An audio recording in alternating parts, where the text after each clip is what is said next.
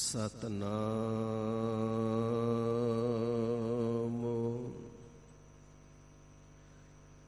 ਸ੍ਰੀ ਵਾਹਿਗੁਰੂ ਸਾਹਿਬ ਜੀ।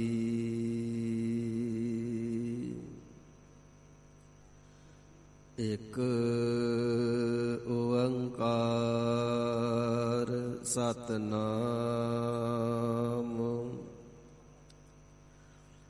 ਕਰਤਾ ਪੁਰਖ ਨਿਰਭਉ ਨਿਰਵੈਰ ਅਕਾਲ ਮੂਰਤ ਅਜੂਨੀ ਸੈਭੰ ਗੁਰ ਪ੍ਰਸਾਦ ਜਪ ਆਦ ਸੱਚ ਜੁਗਾਦ ਸੱਚ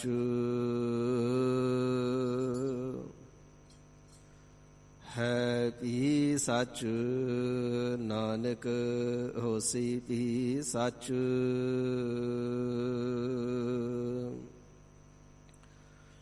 ਚੱਕਰ ਚਿਹਨ ਅਰ ਬਰਨ ਜਾਤ ਅਰ ਪਾਤ ਨਹਿਨ ਜਿਹ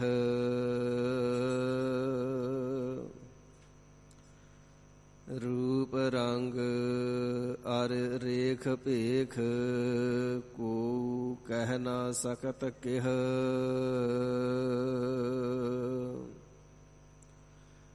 ਅਚਲ ਮੂਰਤ ਅਨਭਉ ਪ੍ਰਕਾਸ਼ ਅਮਿਤੋਜ ਕਹਿਜੈ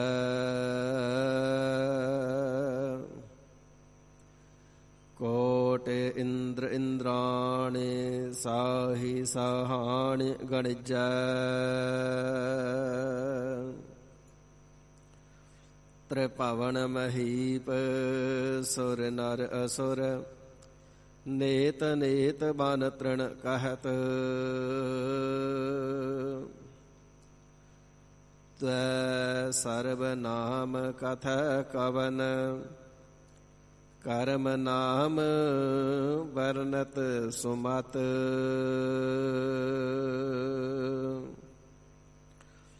ਨਿਰਜੁਰ ਨਿਰੂਪ ਹੋ ਕੇ ਸੁੰਦਰ ਸਰੂਪ ਹੋ ਕੇ ਭੂਪਨ ਕੇ ਭੂਪ ਹੋ ਕੇ ਦਾਤਾ ਮਹਾਦਾਨ ਹੋ। ਪ੍ਰਾਨ ਕੇ ਬਚਈਆ ਦੂਧ ਪੂਤ ਕੇ ਦੇਵਈਆ ਰੋਗ ਸੋਗ ਕੇ ਮਿਟਈਆ ਕੇ ਦਉ ਮਾਨੀ ਮਹਾਮਾਨ ਹੋ। विद्या के विचार हो के अद्वै अवतार हो के सिद्धता की सूरत हो के शुद्धता की शान हो।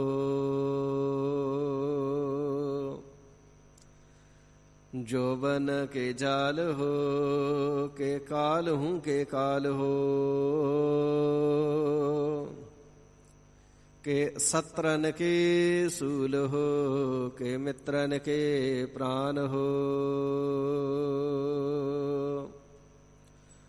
हम मैले तुम उज्जल करते हम निर्गुण तू दाता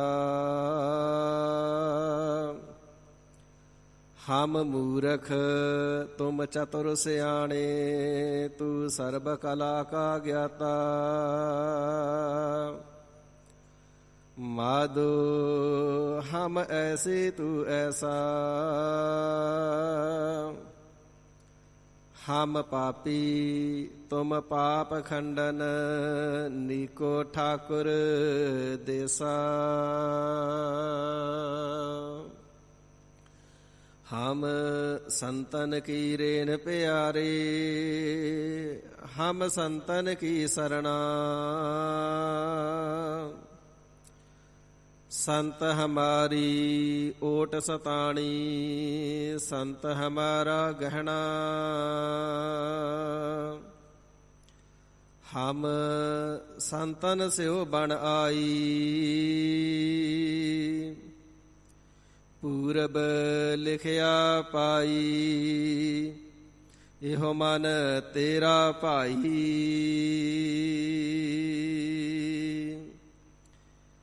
ਜਿਨਾ ਸਾਸ ਗਿਰਾਸ ਨ ਵਿਸਰੈ, ਹਰ ਨਾਮਾ ਮਨ ਮੰਤ।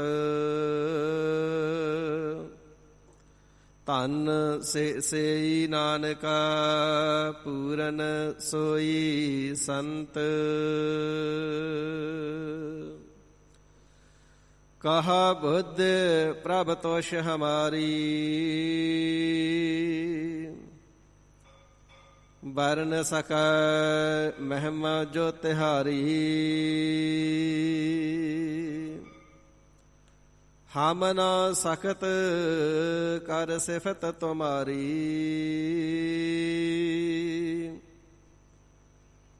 ਆਪ ਲੇਹੋ ਤੁਮ ਕਥਾ ਸੁਧਾਰੀ।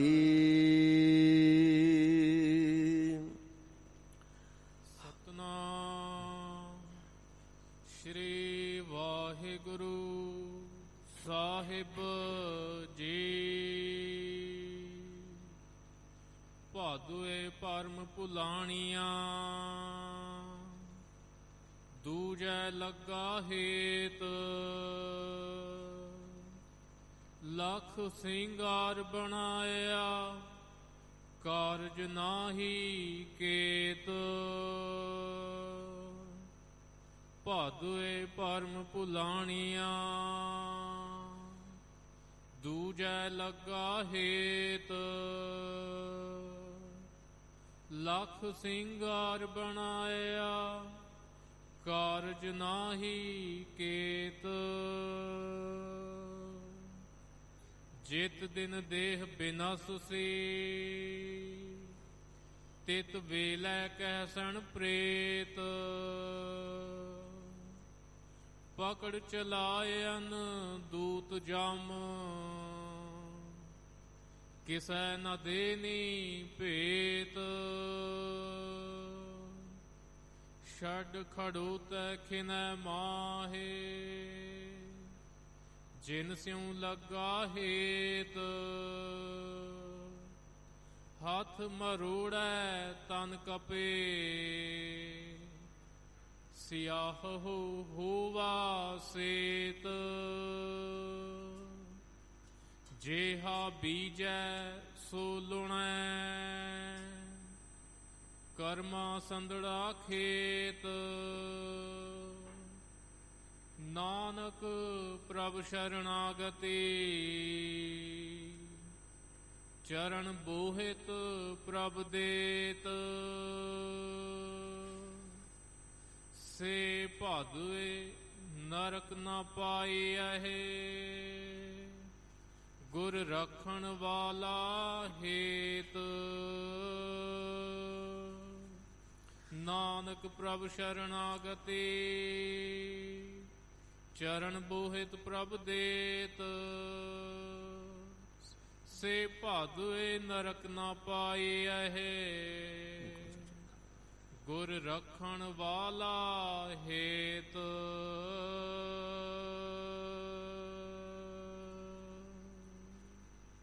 ਵਾਹਿਗੁਰੂ ਜੀ ਕਾ ਖਾਲਸਾ, ਵਾਹਿਗੁਰੂ ਜੀ ਕੀ ਫਤਿਹ। ਪਤਤ ਪਾਵਨ ਭਗਤ ਵਸ਼ਲ, ਕਰੁਣਾ ਨਿਧਾਨ ਜੋਤੀ ਸਰੂਪ ਅਖੰਡ ਜੋਤ ਸ਼ਬਦ ਅਵਤਾਰ। ਦਸਾਂ ਹੀ ਪਾਤਸ਼ਾਹੀਆਂ ਜੀ ਦੀ ਪਾਵਨ ਹਾਜ਼ਰ ਨਾਜ਼ਰ ਪ੍ਰਤੱਖ ਜਗ ਦੀ ਜੋਤ। ਗੁਰਤਾ ਗੱਦੀ ਤੇ ਸੁਭਾਈਮਾਨ, ਤਖਤ ਚਵਰ ਛਤਰ ਸਿੰਘਾਸਨ ਕੇ ਮਾਲਿਕ। ਬਾਣੀ ਕੇ ਬੋਹਿਤ ਨਾਮ ਬਾਣੀ ਕੇ ਜਹਾਜ, ਸਰਬ ਜੀਵਾਂ ਦੇ ਤਾਰਨਹਾਰ। ਪ੍ਰਗਟ ਗੁਰਾਂ ਕੀ ਦੇਹ, ਸਾਹਿਬ ਸਤਿਗੁਰੂ ਸ੍ਰੀ ਗੁਰੂ ਗ੍ਰੰਥ ਸਾਹਿਬ ਸੱਚੇ ਪਾਤਸ਼ਾਹ ਮਹਾਰਾਜ ਜੀ ਦੀ ਅਪਾਰ ਕਿਰਪਾਲਤਾ ਬਖਸ਼ਿਸ਼ ਰਹਿਮਤ ਦੇ ਸਦਕਾ ਸਾਹਿਬੇ ਕਮਾਲ ਸ੍ਰੀ ਗੁਰੂ ਗੋਬਿੰਦ ਸਿੰਘ ਸਾਹਿਬ ਜੀ ਮਹਾਰਾਜ ਚੋਜੀ ਪ੍ਰੀਤਮ, ਅੰਮ੍ਰਿਤ ਕੇ ਦਾਤੇ, ਪੰਥ ਦੇ ਵਾਲੀ, ਨੀਲੇ ਦੇ ਸ਼ਾਹ ਅਸਵਾਰ, ਤਖਤਾਂ ਵਾਲੇ, ਤਾਜਾਂ ਵਾਲੇ, ਫੌਜਾਂ ਵਾਲੇ, ਬਾਜਾਂ ਵਾਲੇ, ਗੁਰੂ ਗਰੀਬ ਨਿਵਾਜ ਸਾਹਿਬ ਜੀ ਦੇ ਪਾਵਨ ਮੁਬਾਰਕ ਤਖਤ ਸੱਚਖੰਡ ਸ੍ਰੀ ਹਜ਼ੂਰ ਸ੍ਰੀ ਅਬਚਲ ਨਗਰ ਸਾਹਿਬ ਜੀ ਵਿਖੇ ਸਰਬਤ ਮਾਈ ਭਾਈ ਜਗਿਆਸੂ ਜਨਾਂ ਨੂੰ ਗੁਰਚਰਨਾਂ ਵਿਖੇ ਹਾਜ਼ਰੀਆਂ ਲਗਵਾਵਣੇ ਦਾ ਸਤਿਗੁਰੂ ਜੀ ਨੇ ਸੁਭਾਗ ਅਵਸਰ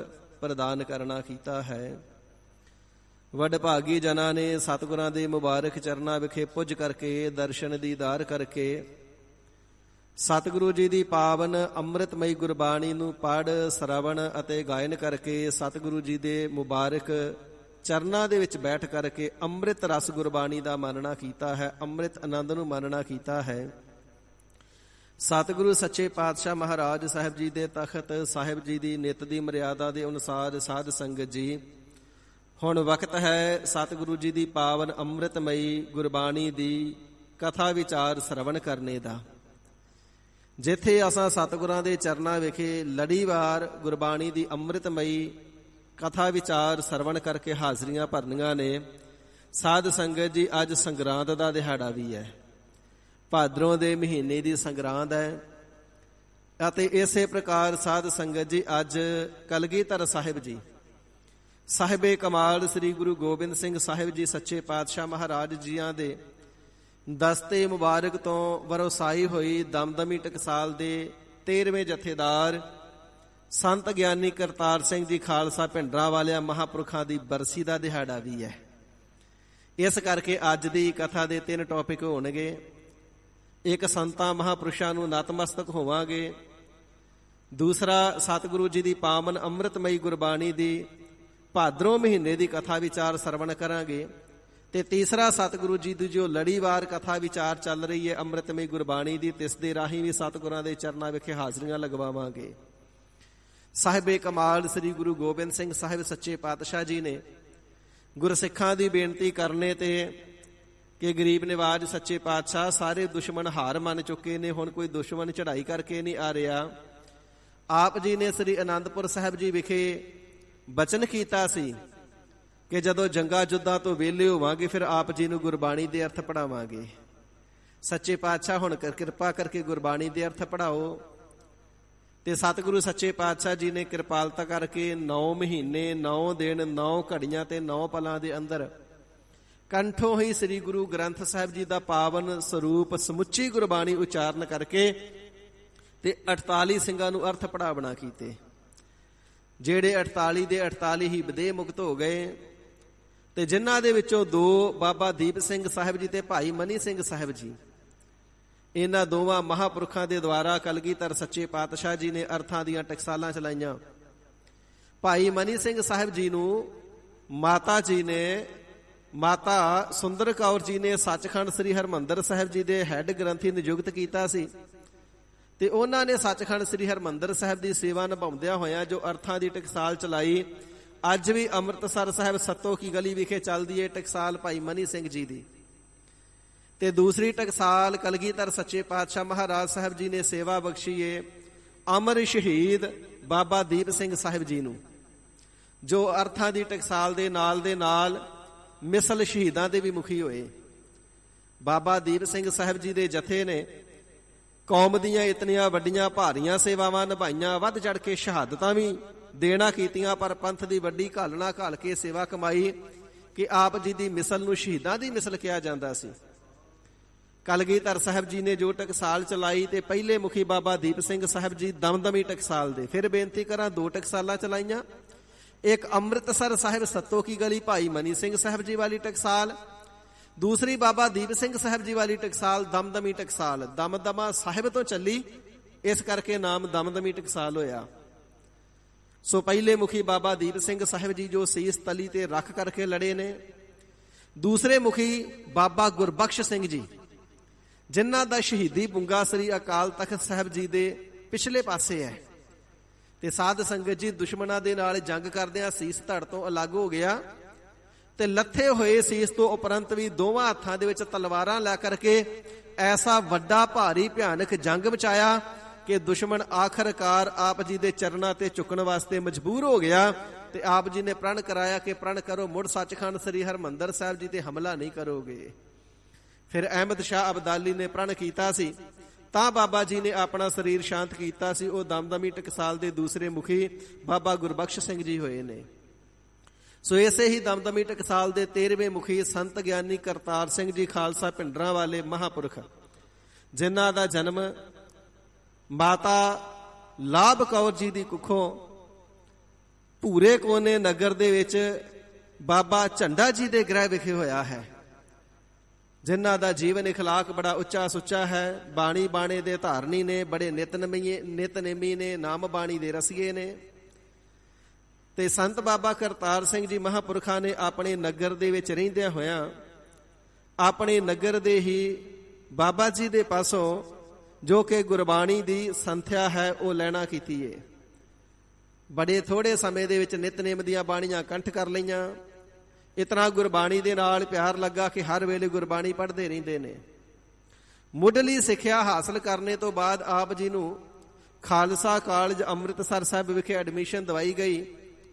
ਤੇ ਮਹਾਂਪੁਰਖ ਮਰਿਆਦਾ ਦਾ ਇਤਨਾ ਜ਼ਿਆਦਾ ਖਿਆਲ ਰੱਖਦੇ ਕਿ ਬਾਜ਼ਾਰ ਚੋਂ ਲੈ ਕਰਕੇ ਦੁੱਧ ਨਹੀਂ ਸਨ ਛਕਦੇ, ਇਸ ਨੂੰ ਝੂਠੇ ਹੱਥ ਲੱਗੇ ਹੋਣਗੇ। ਪੜ੍ਹਾਈ ਕਰਦਿਆਂ ਵੀ ਆਪ ਲੈ ਕਰਕੇ ਮੱਝ ਰੱਖੀ, ਆਪ ਪੱਠੇ ਪਾਉਣੇ, ਆਪ ਧਾਰ ਕੱਢਣੀ ਤੇ ਆਪ ਦੁੱਧ ਜੋ ਕਰਕੇ ਫਿਰ ਛਕਣਾ। ਤੇ ਕਈ ਵਾਰ ਨਾਲ ਦੇ ਵਿਦਿਆਰਥੀਆਂ ਨੇ ਜਿਹੜੇ ਕਲਾਸਮੇਟ ਸਨ, ਉਹਨਾਂ ਨੇ ਮਜ਼ਾਕ ਦੇ ਨਾਲ ਹਾਸੇ ਦੇ ਨਾਲ ਕਹਿ ਦੇਣਾ, ਕਰਤਾਰ ਸਿਆਂ ਤੇਰੇ ਦੁੱਧ ਨੂੰ ਨਾ ਅੱਜ ਸਾਡਾ ਝੂਠਾ ਹੱਥ ਲੱਗ ਗਿਆ ਏ। ਤੇ ਬਾਬਾ ਕਰਤਾਰ ਸਿੰਘ ਜੀ ਨੇ ਫਿਰ ਦੁੱਧ ਹੀ ਨਾ ਛਕਣਾ, ਭਾਈ ਤੁਸੀਂ ਝੂਠਾ ਹੱਥ ਲਾ ਦਿੱਤਾ, ਹੁਣ ਨਹੀਂ ਅਸੀਂ ਛਕਣਾ। ਭਾਵੇਂ ਕਿ ਉਹਨਾਂ ਨੇ ਕਈ ਵਾਰ ਮਜ਼ਾਕ ਦੇ ਨਾਲ ਹੀ ਕਹਿ ਦੇਣਾ ਤੇ ਫਿਰ ਕਹਿਣਾ ਨਹੀਂ ਅਸੀਂ ਤੇ ਮਜ਼ਾਕ ਕਰਦੇ ਸੀ, ਪਰ ਮਹਾਂਪੁਰਖਾਂ ਨੇ ਕਹਿਣਾ ਨਹੀਂ ਤੁਸੀਂ ਕਹਿ ਦਿੱਤਾ ਤੇ ਸਮਝੋ ਲਾ ਹੀ ਦਿੱਤਾ ਹੈ। ਜੇ ਆਖਿਆ ਤੇ ਲਾਇਆ ਵੀ ਹੋ ਸਕਦਾ, ਅਸਾਂ ਨਹੀਂ ਹੁਣ ਛਕਣਾ। ਇਤਨੀ ਸੁਚਮਤਾ ਰੱਖਣੀ। ਤੇ ਗੁਰੂ ਘਰ ਦੇ ਨਾਲ ਪਿਆਰ ਐਸਾ।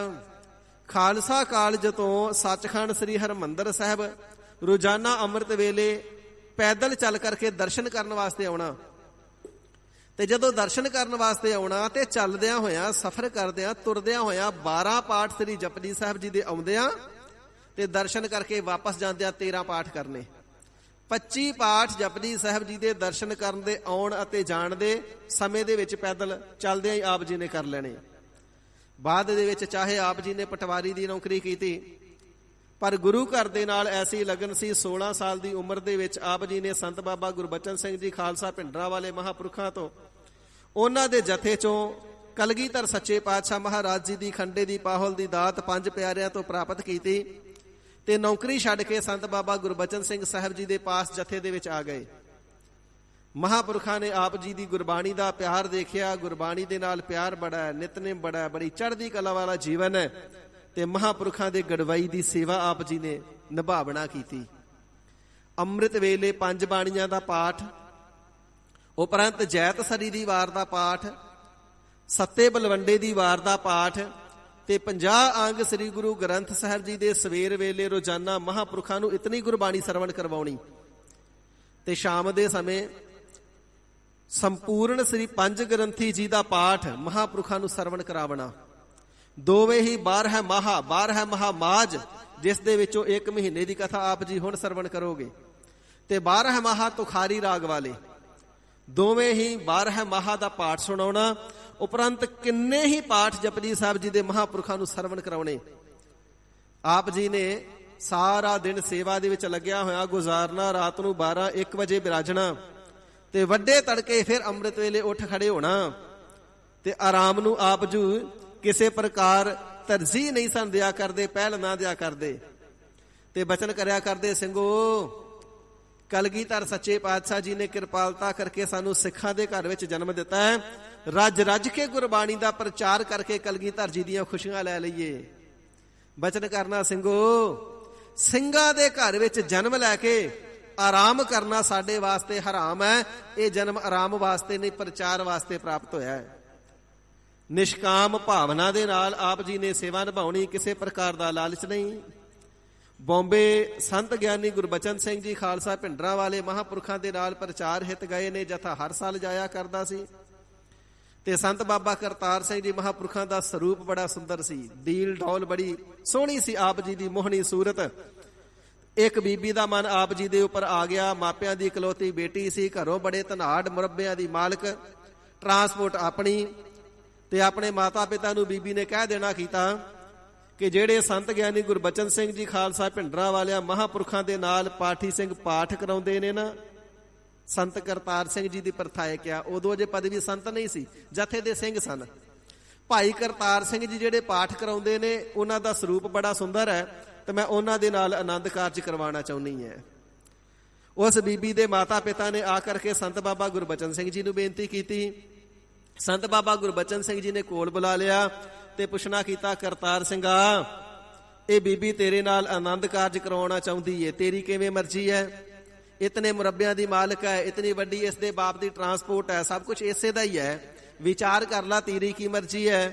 ਤੇ ਤਿਸ ਵੇਲੇ ਮਹਾਂਪੁਰਖਾਂ ਦੇ ਚਰਨ ਪਕੜ ਲਏ। ਮਹਾਂਪੁਰਖੋ, ਮਾਇਆ ਤੋਂ ਬਚਣ ਵਾਸਤੇ ਤੇ ਤੁਹਾਡੇ ਚਰਨਾਂ ਵਿੱਚ ਆਏ ਆ, ਤੇ ਜੇ ਇੱਥੇ ਵੀ ਮਾਇਆ ਨੇ ਮੋਹ ਲਿਆ ਤੇ ਸਾਡਾ ਭਲਾ ਕਿਵੇਂ ਹੋਵੇਗਾ? ਕਿਰਪਾ ਕਰਕੇ ਰੱਖ ਲਓ ਜੀ, ਕਿਸੇ ਪ੍ਰਕਾਰ ਦਾ ਲਾਲਚ ਨਹੀਂ, ਕਿਸੇ ਪ੍ਰਕਾਰ ਦਾ ਮੋਹ ਨਹੀਂ। ਕਲਗੀਧਰ ਸੱਚੇ ਪਾਤਸ਼ਾਹ ਮਹਾਰਾਜ ਜੀ ਦੇ ਦਮਦਮੀ ਟਕਸਾਲ ਜਥੇ ਦੇ ਅੰਦਰ ਰਹਿ ਕਰਕੇ ਸਿੰਘਾਂ ਦੀ ਸੇਵਾ ਬੜੀ ਭਾਵਨਾ ਦੇ ਨਾਲ ਤੇ ਮਹਾਂਪੁਰਖਾਂ ਦੀ ਸੇਵਾ ਬੜੀ ਭਾਵਨਾ ਦੇ ਨਾਲ ਕਰਦੇ ਨੇ।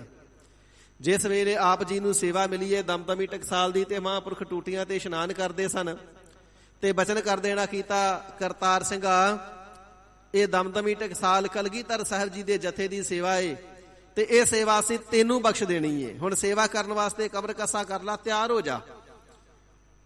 ਤੇ ਸੰਤ ਬਾਬਾ ਕਰਤਾਰ ਸਿੰਘ ਜੀ ਨੇ ਹੱਥ ਜੋੜ ਦਿੱਤੇ, ਮਹਾਂਪੁਰਖੋ, ਇਹ ਪੰਡ ਬੜੀ ਭਾਰੀ ਏ, ਸਾਥੋਂ ਚੱਕੀ ਨਹੀਂ ਜਾਣੀ, ਆਪਣੀ ਸੇਵਾ ਤੁਸੀਂ ਆਪ ਹੀ ਨਿਭਾਓ। ਦੂਸਰੀ ਵਾਰ ਫਿਰ ਮਹਾਂਪੁਰਖਾਂ ਨੇ ਬਚਨ ਕੀਤਾ, ਫਿਰ ਨਿਮਰਤਾ ਦੇ ਨਾਲ ਬੇਨਤੀ ਕਰ ਦਿੱਤੀ, ਮਹਾਂਪੁਰਖੋ, ਬੜੀ ਵੱਡੀ ਜ਼ਿੰਮੇਵਾਰੀ ਸਾਡੇ ਤੋਂ ਸ਼ਾਇਦ ਸਾਂਭੀ ਨਹੀਂ ਜਾਵੇਗੀ। ਜਦੋਂ ਤੀਸਰੀ ਵਾਰ ਵੀ ਬਚਨ ਕੀਤਾ ਤੇ ਸੰਤ ਬਾਬਾ ਕਰਤਾਰ ਸਿੰਘ ਜੀ ਨੇ ਤੀਸਰੀ ਵਾਰ ਵੀ ਕਹਿ ਦਿੱਤਾ, ਮਹਾਂਪੁਰਖੋ, ਵੱਡੀ ਭਾਰੀ ਸੇਵਾ ਹੈ, ਅਸੀਂ ਇਸ ਦੇ ਯੋਗ ਨਹੀਂ। ਤੇ ਸੰਤ ਬਾਬਾ ਗੁਰਬਚਨ ਸਿੰਘ ਜੀ ਖਾਲਸਾ ਭਿੰਡਰਾਂ ਵਾਲੇ ਮਹਾਂਪੁਰਖ ਕੁਝ ਵੀਰ ਰਸ ਦੇ ਵਿੱਚ ਆਏ ਤੇ ਕਹਿਣ ਲੱਗੇ, ਕਰਤਾਰ ਸਿੰਘਾ, ਜਾਂ ਤਾਂ ਬਚਨ ਮੰਨ ਕੇ ਕਲਗੀਧਰ ਸਾਹਿਬ ਜੀ ਦੀ ਟਕਸਾਲ ਦੀ ਸੇਵਾ ਨਿਭਾਉਣ ਵਾਸਤੇ ਤਿਆਰ ਹੋ ਜਾ, ਤੇ ਜਾਂ ਫਿਰ ਨਰਕਾਂ ਵਿੱਚ ਜਾਣ ਲਈ ਤਿਆਰ ਹੋ ਜਾ, ਦੇਖ ਲੈ ਕਿਹੜਾ ਪਾਸਾ ਚੁਣਨਾ ਹੀ। ਫਿਰ ਤਿਸ ਵੇਲੇ ਸੰਤ ਬਾਬਾ ਕਰਤਾਰ ਸਿੰਘ ਜੀ ਨੇ ਹੱਥ ਜੋੜੇ, ਮਹਾਂਪੁਰਖੋ, ਕਿਰਪਾਲਤਾ ਕਰੋ, ਕਲਗੀਧਰ ਸਾਹਿਬ ਜੀ ਦੇ ਚਰਨਾਂ ਦੀ ਸੇਵਾ ਹੀ ਬਖਸ਼ੋ, ਨਰਕਾਂ 'ਚ ਨਾ ਭੇਜਿਓ।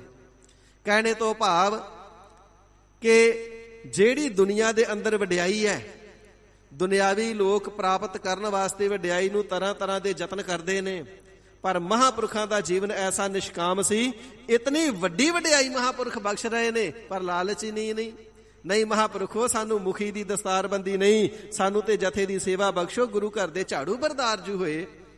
ਤੇ ਮਹਾਂਪੁਰਖਾਂ ਨੇ ਸਖਤੀ ਦੇ ਨਾਲ ਵਰਜਿਆ। ਫਿਰ ਨਿਮਰਤਾ ਦੇ ਪੂਰਵਕ ਸੇਵਾ ਨੂੰ ਨਿਭਾਉਣ ਦਾ ਆਪ ਜੀ ਨੇ ਕਲਗੀਧਰ ਸਾਹਿਬ ਜੀ ਦੇ ਚਰਨਾਂ ਵਿਖੇ ਸ਼ੁਕਰਾਨਾ ਕਰਕੇ ਤੇ ਫਿਰ ਜ਼ਿੰਮਾ ਲੈਣਾ ਕੀਤਾ, ਜ਼ਿੰਮੇਵਾਰੀ ਲੈਣਾ ਕੀਤੀ ਏ। ਕਲਗੀਧਰ ਸੱਚੇ ਪਾਤਸ਼ਾਹ ਮਹਾਰਾਜ ਜੀ ਦੇ ਸਵਰੂਪ ਨੂੰ ਹਾਜ਼ਰ ਨਾਜ਼ਰ ਜਾਣਦੇ, 10 ਪਾਤਸ਼ਾਹੀਆਂ ਨੂੰ, ਸ੍ਰੀ ਗੁਰੂ ਗ੍ਰੰਥ ਸਾਹਿਬ ਜੀ ਨੂੰ 10 ਪਾਤਸ਼ਾਹੀਆਂ ਹਾਜ਼ਰ ਨਾਜ਼ਰ ਜਾਣ ਕੇ ਸਤਿਕਾਰ ਕਰਦੇ, ਅੰਮ੍ਰਿਤ ਬਾਣੀ ਪੜ੍ਹਦੇ। ਨਾਮ ਬਾਣੀ ਦੇ ਰਸੀਏ ਐਸੇ, ਹਰ ਇੱਕ ਵਸਤੂ ਦੇ ਵਿੱਚੋਂ ਨਾਮ ਹੀ ਸੁਣਨਾ, ਹਰ ਇੱਕ ਦੇ ਵਿੱਚ ਬ੍ਰਹਮ ਦੀ ਜੋਤ ਹੀ ਦੇਖਣੀ। ਸਿੰਘਾਂ ਨੂੰ ਕਲਗੀਧਰ ਸਾਹਿਬ ਜੀ ਦਾ ਸਵਰੂਪ ਜਾਣ ਕਰਕੇ ਸੇਵਾ ਕਰਨੀ, ਪਰ ਜੇ ਕਿਸੇ ਨੇ ਮਰਿਆਦਾ ਦੇ ਵਿੱਚ ਢਿੱਲ ਮੱਠ ਕਰਨੀ ਤੇ ਫਿਰ ਕਿਸੇ ਪ੍ਰਕਾਰ ਦੀ ਢਲਿਆਈ ਨਹੀਂ, ਫਿਰ ਤਾੜਨਾ ਵੀ ਪੂਰੀ ਕਰਨੀ। ਚੰਡੀਗੜ੍ਹ ਦੇ ਕੋਲ ਜ਼ੀਰਕਪੁਰ ਦੇ 3 ਕਿਲੋਮੀਟਰ ਦੀ ਦੂਰੀ ਤੇ ਨਗਰ ਹੈ ਨਾਭਾ, ਤੇ ਕਲਗੀਧਰ ਸਾਹਿਬ ਸੱਚੇ ਪਾਤਸ਼ਾਹ ਮਹਾਰਾਜ ਜੀ ਨੇ ਵੀ ਉਸ ਅਸਥਾਨ ਨੂੰ ਆਪਣੇ ਚਰਨ ਪਾ ਕਰਕੇ ਪਵਿੱਤਰ ਕੀਤਾ ਹੈ। ਭਾਈ ਜੈਤਾ ਰੰਗਰੇਟਾ ਗੁਰੂ ਕਾ ਬੇਟਾ ਜਦੋਂ ਸਤਿਗੁਰੂ ਤੇਗ ਬਹਾਦਰ ਸਾਹਿਬ ਜੀ ਦਾ ਸੀਸ ਲੈ ਕਰਕੇ ਦਿੱਲੀ ਤੋਂ ਸ੍ਰੀ ਅਨੰਦਪੁਰ ਸਾਹਿਬ ਪੁੱਜੇ ਨਾ, ਤੇ ਇਸ ਰਸਤੇ ਰਾਹੀਂ ਪੁੱਜੇ ਨੇ ਤੇ ਇੱਥੇ ਨਾਭਾ ਸਾਹਿਬ ਵਿਖੇ ਸਤਿਗੁਰੂ ਤੇਗ ਬਹਾਦਰ ਸੱਚੇ ਪਾਤਸ਼ਾਹ ਮਹਾਰਾਜ ਜੀ ਦਾ ਸੀਸ ਲੈ ਕਰਕੇ ਦਰਗਾਹੀ ਸ਼ਾਹ ਫਕੀਰ ਦੇ ਕੋਲ ਇੱਕ ਰਾਤ ਰੁਕੇ ਸਨ ਭਾਈ ਜੈਤਾ ਜੀ, ਬਾਬਾ ਜੀਵਨ ਸਿੰਘ ਜੀ। ਤੇ ਉੱਥੇ ਸਤਿਗੁਰਾਂ ਦੀ ਯਾਦ ਦੇ ਵਿੱਚ ਪਾਵਨ ਅਸਥਾਨ ਹੈ ਗੁਰਦੁਆਰਾ ਸੀਸ ਮਾਰਗ ਨਾਭਾ ਸਾਹਿਬ। ਉੱਥੇ ਦਮਦਮੀ ਟਕਸਾਲ ਦਾ ਜਥਾ ਆਇਆ, ਸੰਤ ਗਿਆਨੀ ਕਰਤਾਰ ਸਿੰਘ ਜੀ ਖਾਲਸਾ ਭਿੰਡਰਾਂ ਵਾਲੇ ਮਹਾਂਪੁਰਖ ਜਥੇ ਦੇ ਸਮੇਤ ਆਏ ਹੋਏ ਨੇ। ਤੇ ਸਿੰਘ ਦੇ ਪਾਸੋਂ ਕੋਈ ਢਲਿਆਈ ਹੋ ਗਈ ਤੇ ਮਹਾਂਪੁਰਖਾਂ ਨੇ ਡਾਂਗ ਚੱਕ ਲਈ ਤੇ ਸਿੰਘ ਦਾ ਚੰਗੇ ਤਰੀਕੇ ਦੇ ਨਾਲ ਸੋਧਾ ਲਾਇਆ। ਸਾਰਿਆਂ ਨੇ ਸੰਤ ਬਾਬਾ ਕਰਤਾਰ ਸਿੰਘ ਸਾਹਿਬ ਜੀ ਦਾ ਨਿਮਰਤਾ ਵਾਲਾ ਸਵਰੂਪ ਹੀ ਦੇਖਿਆ ਸੀ, ਵੀਰ ਰਸ ਵਾਲਾ ਸਰੂਪ ਨਹੀਂ ਸੀ ਦੇਖਿਆ। ਜਦੋਂ ਤੱਕਿਆ ਤੇ ਹੈਰਾਨ ਰਹਿ ਗਏ। ਮਹਾਂਪੁਰਖੋ, ਆਪ ਜੀ ਦੇ ਅੰਦਰ ਇਤਨਾ ਗੁੱਸਾ। ਕਹਿਣ ਲੱਗੇ, ਸਿੰਘਾਂ ਦੇ ਉੱਪਰ ਗੁੱਸਾ ਨਹੀਂ, ਇਹ ਤੇ ਕਲਗੀਧਰ ਸਾਹਿਬ ਜੀ ਦਾ ਪਿਆਰ ਹੈ। ਕਿਉਂਕਿ ਜੇ ਸਿੰਘ ਮਰਿਆਦਾ ਵਿੱਚ ਢਲਿਆਈ ਕਰ ਗਏ ਤੇ ਕਲਗੀਧਰ ਜੀ ਦੇ ਦਰ ਤੇ ਪ੍ਰਵਾਨ ਨਹੀਂ ਚੜ ਸਕਣਗੇ। ਤੇ ਜੇ ਕਲਗੀਧਰ ਸਾਹਿਬ ਜੀ ਦੇ ਦਰ ਤੇ ਆ ਕਰਕੇ ਜਥੇ ਵਿੱਚ ਰਹਿ ਕਰਕੇ ਵੀ ਪ੍ਰਵਾਨ ਨਾ ਚੜ੍ਹ ਸਕੇ, ਫਿਰ ਜਥੇ ਵਿੱਚ ਆਉਣ ਦਾ ਕੀ ਫਾਇਦਾ। ਇਸ ਕਰਕੇ ਇਹ ਗੁੱਸਾ ਨਹੀਂ, ਇਹ ਤੇ ਸਿੱਖਾਂ ਨੂੰ, ਸਿੰਘਾਂ ਨੂੰ ਗੁਰੂ ਕੀ ਮਰਿਆਦਾ ਵਿੱਚ ਲਿਆਉਣ ਵਾਸਤੇ ਪਿਆਰ ਹੈ। ਜਿਵੇਂ ਮਾਤਾ ਪਿਤਾ ਦੀ ਝਿੜਕ ਦੇ ਵਿੱਚ ਵੀ ਪਿਆਰ ਤੇ ਬੱਚੇ ਦਾ ਭਲਾ ਹੁੰਦਾ ਨਾ, ਇਸ ਪ੍ਰਕਾਰ ਮਹਾਂਪੁਰਖਾਂ ਦੀ ਤਾੜਨਾ ਦੇ ਵਿੱਚ ਵੀ ਸਿੰਘਾਂ ਦਾ ਭਲਾ ਹੀ ਸੀ ਕਿ ਮਰਿਆਦਾ ਦੇ ਵਿੱਚ ਤਿਆਰ ਬਰ ਤਿਆਰ ਰਹਿਣ। ਇਸ ਪ੍ਰਕਾਰ ਜਥੇ ਦੀ ਸੇਵਾ ਨਿਸ਼ਕਾਮ ਭਾਵਨਾ ਦੇ ਨਾਲ ਨਿਭਾਉਂਦੇ ਰਹੇ। ਸਮਾਂ ਆਇਆ, ਸਰਕਾਰਾਂ ਨੇ ਸਿੱਖੀ ਨੂੰ ਢਾਹ ਲਾਉਣ ਵਾਸਤੇ ਦੇਹਧਾਰੀ ਦੰਭੀਆਂ ਦਾ ਜਾਲ ਪੰਜਾਬ ਦੇ ਵਿੱਚ ਵਿਛਾ ਦਿੱਤਾ ਤੇ ਸੰਤ ਬਾਬਾ ਕਰਤਾਰ ਸਿੰਘ ਸਾਹਿਬ ਜੀ ਨੇ ਸਿੱਖੀ ਦੇ ਪ੍ਰਚਾਰ ਵਾਸਤੇ ਕਮਰ ਕਸਾ ਕੀਤਾ ਹੋਇਆ ਹੈ ਤੇ ਦੇਹਧਾਰੀ ਡੰਮ ਦੇ ਖਿਲਾਫ ਆਪ ਜੀ ਨੇ ਮੋਰਚਾ ਲਾ ਦਿੱਤਾ ਹੈ। ਐਸਾ ਜ਼ਬਰਦਸਤ ਪ੍ਰਚਾਰ ਆਪ ਜੀ ਨੇ ਕਰਨਾ ਕੀਤਾ, ਦੇਹਧਾਰੀਆਂ ਨੂੰ ਕੰਬਣੀਆਂ ਛਿੜ ਗਈਆਂ, ਸਰਕਾਰ ਨੂੰ ਤਰੇਲੀਆਂ ਆਉਂਦੀਆਂ ਨੇ। ਇਹਨਾਂ ਸੰਤ ਬਾਬਾ ਕਰਤਾਰ ਸਿੰਘ ਜੀ ਨੂੰ ਦਬਾਇਆ ਕਿਵੇਂ ਜਾਵੇ, ਹੋਰ ਕੋਈ ਵਸ ਨਹੀਂ ਚੱਲਦਾ ਤੇ ਐਮਰਜੈਂਸੀ ਲਗਾ ਦਿੱਤੀ। ਇਹਨਾਂ ਦੇ ਪ੍ਰਚਾਰ ਨਹੀਂ ਹੋਣ ਦਿੱਤੇ, ਪ੍ਰਚਾਰ ਰੋਕ ਦੇਣੇ ਨੇ, ਨਹੀਂ ਹੋਣ ਦੇਣੇ। ਇਸ ਪ੍ਰਕਾਰ ਸਰਕਾਰ ਨੇ ਨੀਅਤ ਧਾਰਨ ਕੀਤੀ ਤੇ ਐਮਰਜੈਂਸੀ ਲਗਾ ਦਿੱਤੀ।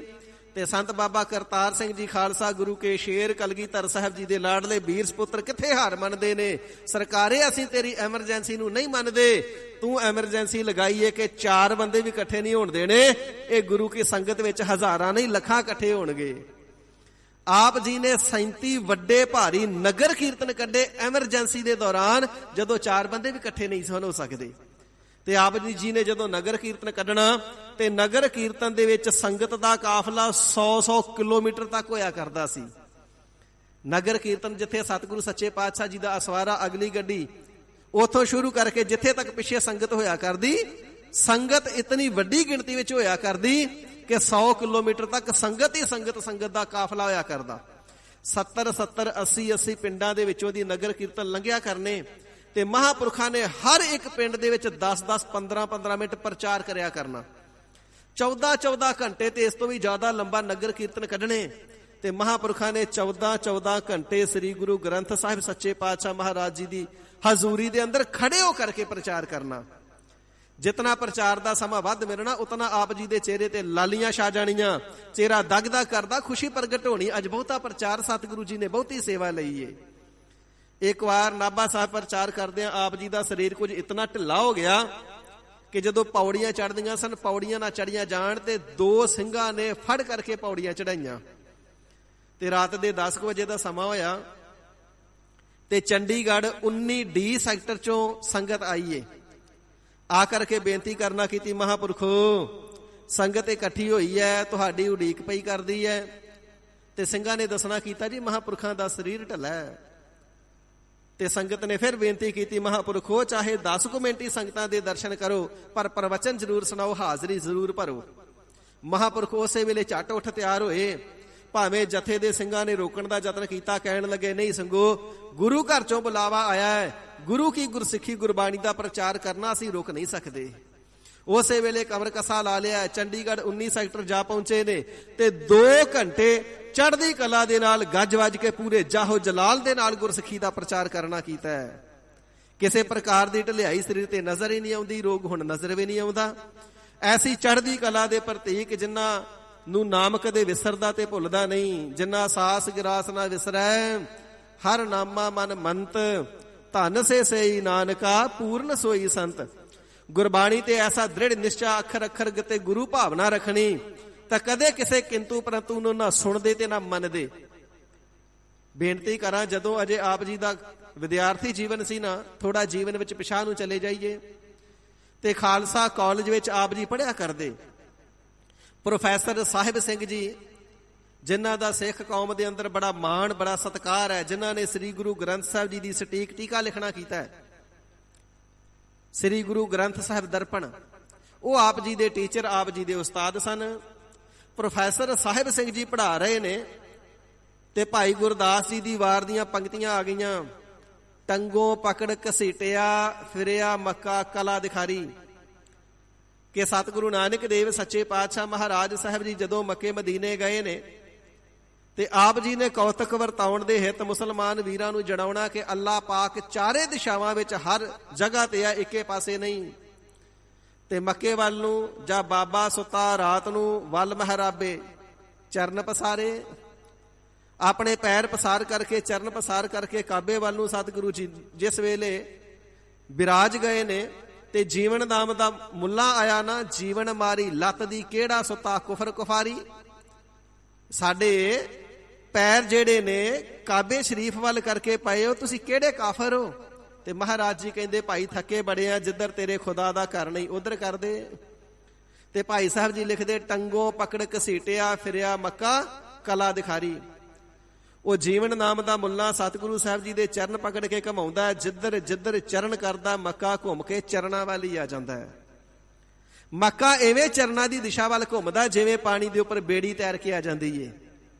ਤੇ ਇਸ ਵੇਲੇ ਬੜਾ ਹੈਰਾਨ ਹੋਇਆ ਤੇ ਪ੍ਰੋਫੈਸਰ ਸਾਹਿਬ ਜੀ ਨੇ ਤੇ ਇਸ ਵੇਲੇ ਪੜ੍ਹਾਉਂਦਿਆਂ ਹੋਇਆ ਕਹਿਣਾ ਕੀਤਾ, ਜੀ ਮੱਕਾ ਨਹੀਂ ਸੀ ਘੁੰਮਿਆ, ਸਤਿਗੁਰੂ ਸਾਹਿਬ ਨੇ ਮੱਕਾ ਨਹੀਂ ਫੇਰਿਆ, ਮਨ ਫੇਰੇ ਸੀ। ਆਪ ਜੀ ਉੱਠ ਕੇ ਖੜੇ ਹੋ ਗਏ, ਨਿਮਰਤਾ ਪੂਰਵਕ ਬੇਨਤੀ ਕੀਤੀ, ਉਸਤਾਦ ਜੀ ਪਹਿਲਾਂ ਤੇ ਮੈਂ ਖਿਮਾ ਕਰਦਾ, ਤੁਸੀਂ ਮੇਰੇ ਉਸਤਾਦ ਜੀ ਹੋ, ਮੇਰੇ ਟੀਚਰ ਹੋ, ਮੇਰੇ ਵਿਦਿਆ ਗੁਰੂ ਹੋ। ਤੇ ਵਿਦਿਆ ਗੁਰੂ ਦੀ ਉਸਤਾਦ ਦੀ ਗੱਲ ਨੂੰ ਕਦੇ ਕੱਟੀ ਦਾ ਨਹੀਂ, ਪਰ ਇੱਥੇ ਹੁਣ ਮਸਲਾ, ਇੱਥੇ ਵਿਸ਼ਾ ਗੁਰਬਾਣੀ ਦਾ ਹੈ। ਗੁਰਬਾਣੀ ਤੇ ਕਿੰਤੂ ਨਹੀਂ ਕੀਤੀ ਜਾ ਸਕਦੀ। ਸਮਰੱਥ ਸਤਿਗੁਰੂ ਜੀ ਦੀ ਸ਼ਕਤੀ ਤੇ ਕਿੰਤੂ ਹੈ, ਕਿੰਤੂ ਨਹੀਂ ਕੀਤੀ ਜਾ ਸਕਦੀ। ਉਸਤਾਦ ਜੀ ਮੈਂ ਖਿਮਾ ਮੰਗਣੀ ਚਾਹੁੰਦਾ ਤੁਹਾਡੇ ਤੋਂ, ਤੁਹਾਡੀ ਗੱਲ ਕੱਟੀ ਏ, ਪਰ ਮੈਂ ਬੇਨਤੀ ਕਰਾਂ ਸਤਿਗੁਰੂ ਸੱਚੇ ਪਾਤਸ਼ਾਹ ਜੀ ਨੇ ਮਨ ਨਹੀਂ ਫੇਰੇ, ਮੱਕਾ ਫੇਰਿਆ ਸੀ, ਮੱਕਾ ਹੀ ਘੁਮਾਇਆ ਸੀ। ਤੇ ਪ੍ਰੋਫੈਸਰ ਸਾਹਿਬ ਸਿੰਘ ਜੀ ਕਹਿਣ ਲੱਗੇ, ਨਹੀਂ ਕਾਕਾ ਮੱਕਾ ਨਹੀਂ ਘੁਮਾਇਆ, ਮਨ ਫੇਰ ਦਿੱਤੇ ਸਨ। ਤੇ ਸੰਤ ਬਾਬਾ ਕਰਤਾਰ ਸਿੰਘ ਜੀ ਵਿਦਿਆਰਥੀ ਜੀਵਨ ਹੈ ਤੇ ਕਹਿਣ ਲੱਗੇ, ਉਸਤਾਦ ਜੀ ਫਿਰ ਭਾਈ ਗੁਰਦਾਸ ਜੀ ਨੇ ਇਹ ਲਿਖਿਆ, ਫਿਰਿਆ ਮੱਕਾ ਕਲਾ ਦਿਖਾਰੀ। ਤੇ 2 ਅੱਖਰ ਹੀ ਮੱਕਾ ਨੂੰ ਲੱਗਦੇ ਨੇ ਤੇ 2 ਅੱਖਰ ਹੀ ਮਨ ਨੂੰ ਲੱਗਦੇ ਨੇ। ਕਾਵ ਸ਼ੈਲੀ ਦੇ ਵਿੱਚ, ਕਾਵ ਰਚਨਾ ਦੇ ਵਿੱਚ, ਪਿੰਗਲ ਦੇ ਵਿੱਚ, ਵਿਆਕਰਣ ਦੇ ਵਿੱਚ, ਕਾਵ ਰਚਨਾ ਵਿੱਚ ਕਿਸੇ ਪ੍ਰਕਾਰ ਦਾ ਫਰਕ ਤੇ ਪੈਣਾ ਹੀ ਨਹੀਂ ਸੀ। 2 ਅੱਖਰ ਮਨ ਦੇ, 2 ਮੱਕੇ ਦੇ। ਫਿਰ ਫਿਰਿਆ ਮਨ ਕਲਾ ਦਿਖਾਰੀ ਲਿਖ ਦਿੰਦੇ। ਭਾਈ ਸਾਹਿਬ ਜੀ ਨੇ ਫਿਰਿਆ ਮੱਕਾ ਕਲਾ ਦਿਖਾਰੀ ਹੀ ਕਿਉਂ ਲਿਖਿਆ। ਤੇ ਪ੍ਰੋਫੈਸਰ ਸਾਹਿਬ ਸਿੰਘ ਜੀ ਵੀ ਨਿਰਉੱਤਰ ਜੇ ਹੋ ਗਏ ਤੇ ਕਹਿਣ ਲੱਗੇ, ਕਾਕਾ ਤੇਰੇ ਤੇ ਸੰਤਾਂ ਦਾ ਪ੍ਰਭਾਵ ਲੱਗਦਾ ਹੈ। ਵਿਦਿਆਰਥੀ ਜੀਵਨ ਦੇ ਵਿੱਚ ਇਤਨੀ ਪਰਪੱਕਤਾ, ਇਤਨੀ ਦ੍ਰਿੜਤਾ ਗੁਰਬਾਣੀ ਦੇ ਉੱਪਰ ਕਿ ਜੇ ਆਪ ਜੀ ਦੇ ਟੀਚਰ ਉਸਤਾਦ ਜੀ ਨੇ, ਪੰਥ ਦੀ ਸਤਿਕਾਰਯੋਗ ਸ਼ਖਸੀਅਤ ਨੇ ਵੀ ਕਿੰਤੂ ਕੀਤੀ ਤੇ ਉੱਥੇ ਟੋਕ ਦਿੱਤਾ, ਗੁਰਬਾਣੀ ਤੇ ਕਿੰਤੂ ਕਰਨੀ ਬਣਦੀ ਨਹੀਂ। ਐਸਾ ਪਾਕ ਜੀਵਨ ਆਪ ਜੀ ਦਾ। ਤੇ ਬੇਨਤੀ ਕਰਾਂ ਸੱਚਖੰਡ ਸ੍ਰੀ ਹਰਿਮੰਦਰ ਸਾਹਿਬ ਜੀ ਦੀ ਉੱਪਰਲੀ ਛੱਤ ਦੇ ਉੱਪਰ ਸੰਤ ਬਾਬਾ ਗੁਰਬਚਨ ਸਿੰਘ ਜੀ ਖਾਲਸਾ ਭਿੰਡਰਾਂ ਵਾਲਿਆਂ ਨੂੰ ਜਦੋਂ ਗੜਵਾਈ ਰੂਪ ਦੇ ਵਿੱਚ ਸੇਵਾ ਕਰਕੇ ਗੁਰਬਾਣੀ ਸੁਣਾਉਂਦੇ ਸਨ ਨਾ, ਤੇ ਸ੍ਰੀ ਜਪਜੀ ਸਾਹਿਬ ਜੀ ਦਾ ਪਾਠ ਸਰਵਣ ਕਰਵਾ ਰਹੇ ਸਨ, ਜਦੋਂ ਪੰਕਤੀਆਂ ਆਈਆਂ, ਜਤ ਪਹਾਰਾ ਧੀਰਜ ਸੁਨਿਆਰ, ਤੇ ਮਹਾਂਪੁਰਖਾਂ ਨੇ ਰੋਕ ਦਿੱਤਾ, ਕਰਤਾਰ ਸਿੰਘ ਰੁਕ ਜਾ। ਸੰਤ ਬਾਬਾ ਕਰਤਾਰ ਸਿੰਘ ਜੀ ਰੁਕ ਗਏ। ਤੇ ਸੰਤ ਬਾਬਾ ਗੁਰਬਚਨ ਸਿੰਘ ਜੀ ਖਾਲਸਾ ਭਿੰਡਰਾਂ ਵਾਲਿਆਂ ਮਹਾਂਪੁਰਖਾਂ ਨੇ ਫਿਰ ਬਚਨ ਕਰਨਾ ਕੀਤਾ, ਕਹਿੰਦੇ ਕਰਤਾਰ ਸਿਆਂ ਕਲਗੀਧਰ ਸਾਹਿਬ ਜੀ ਨੇ ਤੈਨੂੰ 2 ਭੁਜੰਗੀ ਬਖਸ਼ਣੇਸ਼ੀ ਬਖਸ਼ ਦਿੱਤੇ, ਹੁਣ ਤੂੰ ਵੀ ਜਤ ਪਹਾਰਾ ਹੋ ਜਾ। ਤੇ ਇਸ ਵੇਲੇ 7 ਵਚਨ ਕਹਿ ਕੇ ਮੰਨਿਆ ਤੇ ਮਹਾਂਪੁਰਖਾਂ ਦਾ ਇਸ਼ਾਰਾ ਪਾ ਕਰਕੇ ਫਿਰ ਅੱਗੇ ਪਾਠ ਸੰਪੂਰਨ ਕੀਤਾ। ਦਮਦਮੀ ਟਕਸਾਲ ਦੀ ਸੇਵਾ ਨੂੰ ਸੰਭਾਲਿਆ, ਹਰ ਵੇਲੇ ਸਿੰਘਾਂ ਨੂੰ ਨਾਲ ਰੱਖਦੇ। ਤੇ ਜਥੇ ਦੇ ਸਿੰਘਾਂ ਨੂੰ ਹੁਕਮ ਕੀਤਾ ਸੀ, ਜਦੋਂ ਅਸੀਂ ਆਪਣੇ ਘਰ ਜਾਈਏ ਤਾਂ ਵੀ ਸਾਡੇ ਨਾਲ ਹੀ ਰਹਿਣਾ, ਸਾਨੂੰ ਕਦੇ ਇਕੱਲਿਆਂ ਨਹੀਂ ਛੱਡਣਾ। ਪੂਰੇ ਕੋਨੇ ਆਪਣੇ ਘਰ ਦੇ ਵਿੱਚ ਗਏ ਨੇ, ਪਰਿਵਾਰ ਦੇ ਵਿੱਚ ਪਹੁੰਚੇ ਨੇ। ਤੇ ਜਥੇ ਦੇ ਸਿੰਘਾਂ ਨੂੰ ਵੀ ਪਰਿਵਾਰ ਦਾ ਮੋਹ ਹੁੰਦਾ ਕਿ ਅਸੀਂ ਵੀ ਪਰਿਵਾਰ ਨੂੰ ਜਾ ਕੇ ਮਿਲੀਏ। ਸਾਰੇ ਸਿੰਘ ਇੱਕ ਇੱਕ ਕਰਕੇ ਚਲੇ ਗਏ। ਤੇ ਅਗਲੇ ਦਿਨ ਮਹਾਂਪੁਰਖਾਂ ਨੇ ਸਿੰਘਾਂ ਨੂੰ ਡਾਟਿਆ, ਕਹਿਣ ਲੱਗੇ, ਸਿੰਘੋ ਤੁਸੀਂ ਸਾਨੂੰ ਕੱਲਿਆਂ ਨੂੰ ਛੱਡ ਕੇ ਚਲੇ ਗਏ ਸੀ, ਸਾਨੂੰ ਕੱਲਿਆਂ ਨੂੰ ਕਿਉਂ ਛੱਡਿਆ। ਕਹਿਣ ਲੱਗੇ, ਮਹਾਂਪੁਰਖੋ ਤੁਸੀਂ ਆਪਣੇ ਘਰੇ ਸੀ, ਕਿਤੇ ਲਾਂਬੇ ਥੋੜਾ ਸੀ। ਕਹਿਣ ਲੱਗੇ, ਭਾਵੇਂ ਆਪਣੇ ਘਰੇ ਹੀ ਹੋਈਏ, ਵਿਕਾਰ ਬੜੇ ਪ੍ਰਬਲ ਨੇ, ਕਿਧਰੇ ਆ ਕੇ ਘੇਰ ਨਾ ਲੈਣ, ਇਸ ਕਰਕੇ ਸਾਡੇ ਘਰ ਵਿੱਚ ਵੀ ਸਾਨੂੰ ਕੱਲਿਆਂ ਨੂੰ ਨਹੀਂ ਛੱਡਣਾ। ਦੇਖੋ ਜੀਵਨ ਇਤਨਾ ਉੱਚਾ ਸੁੱਚਾ, ਇਖਲਾਕ ਇਤਨਾ ਉੱਚਾ ਸੁੱਚਾ ਹੈ। ਘਰ ਦੇ ਵਿੱਚ ਵੀ ਰਹਿੰਦੇ ਤਾਂ ਵੀ ਕਹਿੰਦੇ, ਸਿੰਘੋ ਸਾਡੇ ਨਾਲ ਹੀ ਰਹਿਣਾ ਹੈ। ਜਿਹੜੇ ਤਰਕਵਾਦੀ ਨੇ ਉਹ ਤੇ ਤਰਕਾਂ ਕਰਦੇ ਜੀ, ਮਹਾਂਪੁਰਖ ਗੜਵਾਈ ਰੱਖਦੇ ਨੇ, ਸੇਵਾ ਕਰਾਉਂਦੇ ਨੇ, ਪਰ ਅੰਤਰੀਵ ਭੇਦ ਨੂੰ ਨਹੀਂ ਜਾਣਦੇ ਕਿ ਮਹਾਂਪੁਰਖ ਸੇਵਾਦਾਰਾਂ ਨੂੰ ਕਿਉਂ ਕੋਲ ਰੱਖਦੇ ਨੇ। ਸੰਤ ਬਾਬਾ ਕਰਤਾਰ ਸਿੰਘ ਜੀ ਨਾਮ ਕਰਤਾਰ ਤੇ ਹਰ ਵੇਲੇ ਕਰਤਾਰ ਦੇ ਨਾਲ ਜੁੜੇ ਹੋਏ। ਜਿਸ ਵੇਲੇ ਬਾਬਾ ਬੁੱਢਾ ਸਾਹਿਬ ਜੀ ਦੀ ਬੀੜ 2 ਲੱਖ ਦਾ ਸੰਗਤ ਦਾ ਇਕੱਠ ਹੈ, ਆਪ ਜੀ ਨੇ ਚੜ੍ਹਦੀ ਕਲਾ ਦੇ ਸਹਿਤ ਗੁਰਸਿੱਖੀ ਦਾ ਪ੍ਰਚਾਰ ਕੀਤਾ ਤੇ ਸਾਧ ਸੰਗਤ ਜੀ 5000 ਮਾਈ ਭਾਈ ਉੱਠ ਕੇ ਖੜੇ ਹੋ ਗਏ। ਅੰਮ੍ਰਿਤ ਛਕਾਂਗੇ, ਅੱਗੇ ਤੋਂ ਸ਼ਰਾਬ ਨਹੀਂ ਪੀਵਾਂਗੇ, ਕੇਸਾਂ ਦੀ ਰੋਮਾਂ ਦੀ ਬੇਅਦਬੀ ਨਹੀਂ ਕਰਾਂਗੇ, ਤੇ ਅੰਮ੍ਰਿਤ ਧਾਰੀ ਬਣ ਕੇ ਗੁਰੂ ਕੇ ਜਹਾਜ਼ੇ ਚੜੇ। ਤਖਤ ਪਟਨਾ ਸਾਹਿਬ, ਸੱਚਖੰਡ ਸ੍ਰੀ ਹਰਿਮੰਦਰ ਜੀ ਪਟਨਾ ਸਾਹਿਬ ਵਿਸ਼ੇਸ਼ ਕਰਕੇ ਹੁਕਮਨਾਮਾ ਜਾਰੀ ਕਰਾਇਆ ਕਿ ਪ੍ਰਚਾਰਕ ਤੇ ਢਾਡੀ ਵੀ ਨਿਗੁਰੇ ਹੀ ਪ੍ਰਚਾਰ ਕਰੀ ਜਾਂਦੇ ਨੇ। ਹੁਕਮਨਾਮਾ ਜਾਰੀ ਕਰੋ, ਜਿਹੜਾ ਪ੍ਰਚਾਰਕ ਜਾਂ ਢਾਡੀ ਨਿਗੁਰਾ ਸਟੇਜ ਤੇ ਨਹੀਂ ਚੜ੍ਹੇਗਾ। ਫਿਰ 36 ਜਥੇ ਢਾਡੀ ਜਥਿਆਂ ਦੇ ਤੇ ਬੇਅੰਤ ਪ੍ਰਚਾਰਕਾਂ ਨੇ ਆਪ ਜੀ ਦੀ ਪ੍ਰੇਰਣਾ ਦੇ ਨਾਲ ਅੰਮ੍ਰਿਤ ਛਕਣਾ ਕੀਤਾ। ਇਸ ਪ੍ਰਕਾਰ ਜਿਹੜੀ ਪਿਰਤ ਪੈ ਚੁੱਕੀ ਸੀ ਨਾ ਕਿ ਨਿਗੁਰੇ ਪ੍ਰਚਾਰਕ ਬਣ ਜਾਣਾ, ਨਿਗੁਰਿਆਂ ਸਟੇਜਾਂ ਤੇ ਚੜ੍ਹ ਜਾਣਾ, ਉਸ ਨੂੰ ਵੀ ਆਪ ਜੀ ਨੇ ਗੁਰਮਤਿ ਦੀ ਮੁੱਖ ਧਾਰਾ ਵਿੱਚ ਸ਼ਾਮਲ ਕੀਤਾ ਤੇ ਪ੍ਰਚਾਰਕਾਂ ਤੇ ਢਾਡੀਆਂ ਨੂੰ ਵੀ ਅੰਮ੍ਰਿਤ ਛਕਾਇਆ। ਇਸੇ ਪ੍ਰਕਾਰ ਸਮੇਂ ਦੀ ਸਰਕਾਰ ਦੀ ਈਨ ਨਾ ਮੰਨੀ। ਜੇਕਰ ਦਿੱਲੀ ਦੇ ਵਿੱਚ ਸਤਿਗੁਰੂ ਤੇਗ ਬਹਾਦਰ ਸੱਚੇ ਪਾਤਸ਼ਾਹ ਮਹਾਰਾਜ ਜੀ ਦੀ ਸ਼ਹਾਦਤ ਦੀ ਜਿਸ ਵੇਲੇ 1975 ਈਸਵੀ ਦੇ ਵਿੱਚ 22 ਲੱਖ ਦੇ ਇਕੱਠ ਦੇ ਵਿੱਚ ਵੀ ਸ੍ਰੀ ਗੁਰੂ ਗ੍ਰੰਥ ਸਾਹਿਬ ਸੱਚੇ ਪਾਤਸ਼ਾਹ ਮਹਾਰਾਜ ਜੀ ਦੇ ਸਤਿਕਾਰ ਨੂੰ ਕਾਇਮ ਰੱਖਿਆ ਤੇ ਮੌਕੇ ਦੀ ਪ੍ਰਧਾਨ ਮੰਤਰੀ ਦੀ ਵੀ ਈਨ ਜਾਂ ਕਾਣ ਕਨੌੜ ਨਹੀਂ ਮੰਨੀ। ਸੂਖਸ਼ਮ ਸ਼ਬਦਾਂ ਦੇ ਅੰਦਰ ਬੇਨਤੀ ਕਰਾਂ, ਜਿਸ ਵੇਲੇ ਪ੍ਰਧਾਨ ਮੰਤਰੀ ਸਟੇਜ ਦੇ ਗੁਰੂ ਕੇ ਦਰਬਾਰ ਵਿੱਚ ਆਈ ਹੈ, ਸਾਰੇ ਅਕਾਲੀ ਲੀਡਰ ਇਤਿਆਦਿਕ ਵੀ ਉੱਠ ਕੇ ਖੜੇ ਹੋ ਗਏ, ਬਾਕੀ ਮੰਤਰੀ ਵੀ ਖੜੇ ਹੋ ਗਏ, ਸੰਗਤ ਵੀ ਉਹਨਾਂ ਨੇ ਖੜੀ ਕਰ ਦਿੱਤੀ, ਜੀ ਸਾਰੇ ਖੜੇ ਹੋ ਜਾਓ, ਪ੍ਰਧਾਨ ਮੰਤਰੀ ਆਈ ਹੈ। ਮਹਾਂਪੁਰਖ ਸਟੇਜ ਤੇ ਬੈਠੇ, ਇਕੱਲੇ ਬੈਠੇ ਰਹੇ, ਬਾਕੀ ਸਟੇਜ ਤੋਂ ਸਾਰੇ ਖੜੇ ਹੋ ਗਏ ਤੇ ਜਥੇ ਦੇ ਸਿੰਘ ਸੰਗਤ ਵਿੱਚ ਬੈਠੇ ਸਨ, ਬੈਠੇ ਰਹੇ, ਬਾਕੀ ਸਾਰੀ ਸੰਗਤ ਖੜੀ ਹੋ ਗਈ। ਤੇ ਜਿਸ ਵੇਲੇ ਪ੍ਰਧਾਨ ਮੰਤਰੀ ਨੇ ਪ੍ਰਚਾਰ ਕਰਨਾ ਕੀਤਾ, ਜੀ ਅੱਜ ਦਿੱਲੀ ਦਾ ਤਖਤ ਸਤਿਗੁਰੂ ਜੀ ਦੇ ਦਰ ਨੂੰ ਝੁਕਣ ਨਮਸਕਾਰ ਕਰਨ ਵਾਸਤੇ ਆਇਆ ਹੈ, ਉਸ ਤੋਂ ਬਾਅਦ ਵਕਤ ਸੀ ਸੰਤ ਬਾਬਾ ਕਰਤਾਰ ਸਿੰਘ ਜੀ ਖਾਲਸਾ ਭਿੰਡਰਾਂ ਵਾਲਿਆਂ ਮਹਾਂਪੁਰਖਾਂ ਦਾ। ਸਭ ਤੋਂ ਪਹਿਲਾਂ ਆਪ ਜੀ ਨੇ ਆਪਣਾ ਜੋ ਆਪ ਜੀ ਦਾ ਸਲੋਗਨ ਸੀ, ਸਿਰ ਜਾਵੇ ਤਾਂ ਜਾਵੇ ਮੇਰਾ ਸਿੱਖੀ ਸਿੱਧਕ ਨਾ ਜਾਵੇ, ਧਾਰਨਾ ਵਜੋਂ ਗਾਇਆ ਹੈ। ਤੇ ਫਿਰ ਕਹਿਣਾ ਕੀਤਾ, ਜਿਹੜੀ ਅੱਜ ਬੀਬੀ ਕਹਿੰਦੀ ਦਿੱਲੀ ਦਾ ਤਖਤ ਗੁਰੂ ਘਰ ਨੂੰ ਝੁਕਣ ਵਾਸਤੇ ਆਇਆ, ਇਹ ਦਿੱਲੀ ਦਾ ਤਖਤ ਇਸ ਨੂੰ ਦਿੱਤਾ ਕਿਸ ਨੇ ਹੈ? ਜੇ ਸਤਿਗੁਰੂ ਤੇਗ ਬਹਾਦਰ ਸੱਚੇ ਪਾਤਸ਼ਾਹ ਜੀ ਸ਼ਹਾਦਤ ਨਾ ਦਿੰਦੇ ਤੇ ਦਿੱਲੀ ਦੇ ਤਖਤ ਤੇ ਕੋਈ ਸੁੰਨਤ ਵਾਲਾ ਹੋਣਾ ਸੀ ਤੇ ਬੀਬੀ ਨੇ ਬੁਰਕੇ ਵਿੱਚ ਹੋਣਾ ਸੀ। ਤੇ ਨਾਲ ਫਿਰ ਉਹਨਾਂ ਲੀਡਰਾਂ ਨੂੰ ਲਾਹਨਤ ਪਾਈ ਜਿਨ੍ਹਾਂ ਨੇ ਕਿਹਾ ਸੀ ਬੀਬੀ ਆਪਣਾ ਪੁੱਤਰ ਪੰਜਾਬ ਵਿੱਚ ਵਿਆਹ ਕਰਕੇ ਪੰਜਾਬ ਦੇ ਨਾਲ ਸਾਂਝ ਪਾਵੇ। ਕਹਿਣ ਲੱਗੇ, ਗੁਰੂ ਜੀ ਦਾ ਬਚਨ ਹੈ, ਕੰਨਿਆ ਦੇਵੈ ਸਿੱਖ ਕੋ ਲੇਵੈ ਨਾ ਕਿਛ ਦਾਮ, ਸੋਈ ਮੇਰਾ ਸਿੱਖ ਹੈ ਪਹੁੰਚੇ ਮਮ ਧਾਮ। ਤੇ ਇਸ ਵੇਲੇ ਕਰਾਰੇ ਬਚਨ ਜਦੋਂ ਕਹਿਣਾ ਕੀਤੇ ਨੇ, ਜਿਤਨੇ ਬੀਬੀ ਦੇ ਸਰੀਰ ਤੇ ਰੋਮ ਨੇ ਉਤਨੇ ਜਨਮ ਲੈ ਕਰਕੇ ਹਰ ਜਨਮ ਦੇ ਵਿੱਚ ਆਪਣਾ ਸੀਸ ਕੱਟ ਕੇ ਗੁਰੂ ਗ੍ਰੰਥ ਸਾਹਿਬ ਜੀ ਨੂੰ ਭੇਟ ਕਰ ਦੇਵੇ, ਤਾਂ ਵੀ ਸਤਿਗੁਰੂ ਤੇਗ ਬਹਾਦਰ ਸਾਹਿਬ ਜੀ ਦੇ ਪਰਉਪਕਾਰਾਂ ਦਾ ਬਦਲਾ ਨਹੀਂ ਚੁਕਾ ਸਕਦੀ। ਜੇ ਝੁਕਣ ਆਈ ਤੇ ਅਹਿਸਾਨ ਨਹੀਂ ਕੀਤਾ, ਦਿੱਤਾ ਵੀ ਤੇ ਇਸੇ ਗੁਰੂ ਸਾਹਿਬ ਜੀ ਨਹੀਂ ਹੈ, ਆਪਣੀ ਪਾਵਨ ਸ਼ਹਾਦਤ ਦੇ ਕਰਕੇ। ਤੇ ਪ੍ਰਧਾਨ ਮੰਤਰੀ ਨੇ ਪੁੱਛਣਾ ਕੀਤਾ, ਇਹ ਕੌਣ ਨੇ ਜੋ ਇੰਨਾ ਬੋਲੀ ਜਾਂਦੇ ਨੇ? ਤੇ ਨਾਲਦਿਆਂ ਨੇ ਦੱਸਣਾ ਕੀਤਾ, ਜੀ ਸੰਤ ਬਾਬਾ ਕਰਤਾਰ ਸਿੰਘ ਜੀ ਖਾਲਸਾ ਭਿੰਡਰਾਂ ਵਾਲੇ ਮਹਾਂਪੁਰਖ ਦਮਦਮੀ ਟਕਸਾਲ ਦੇ 13ਵੇਂ ਜਥੇਦਾਰ ਨੇ। ਤੇ ਕਹਿਣ ਲੱਗੀ, ਜੀ ਫੜ ਕਰਕੇ ਜੇਲ੍ਹ 'ਚ ਪਾਓ ਇਹਨਾਂ ਨੂੰ।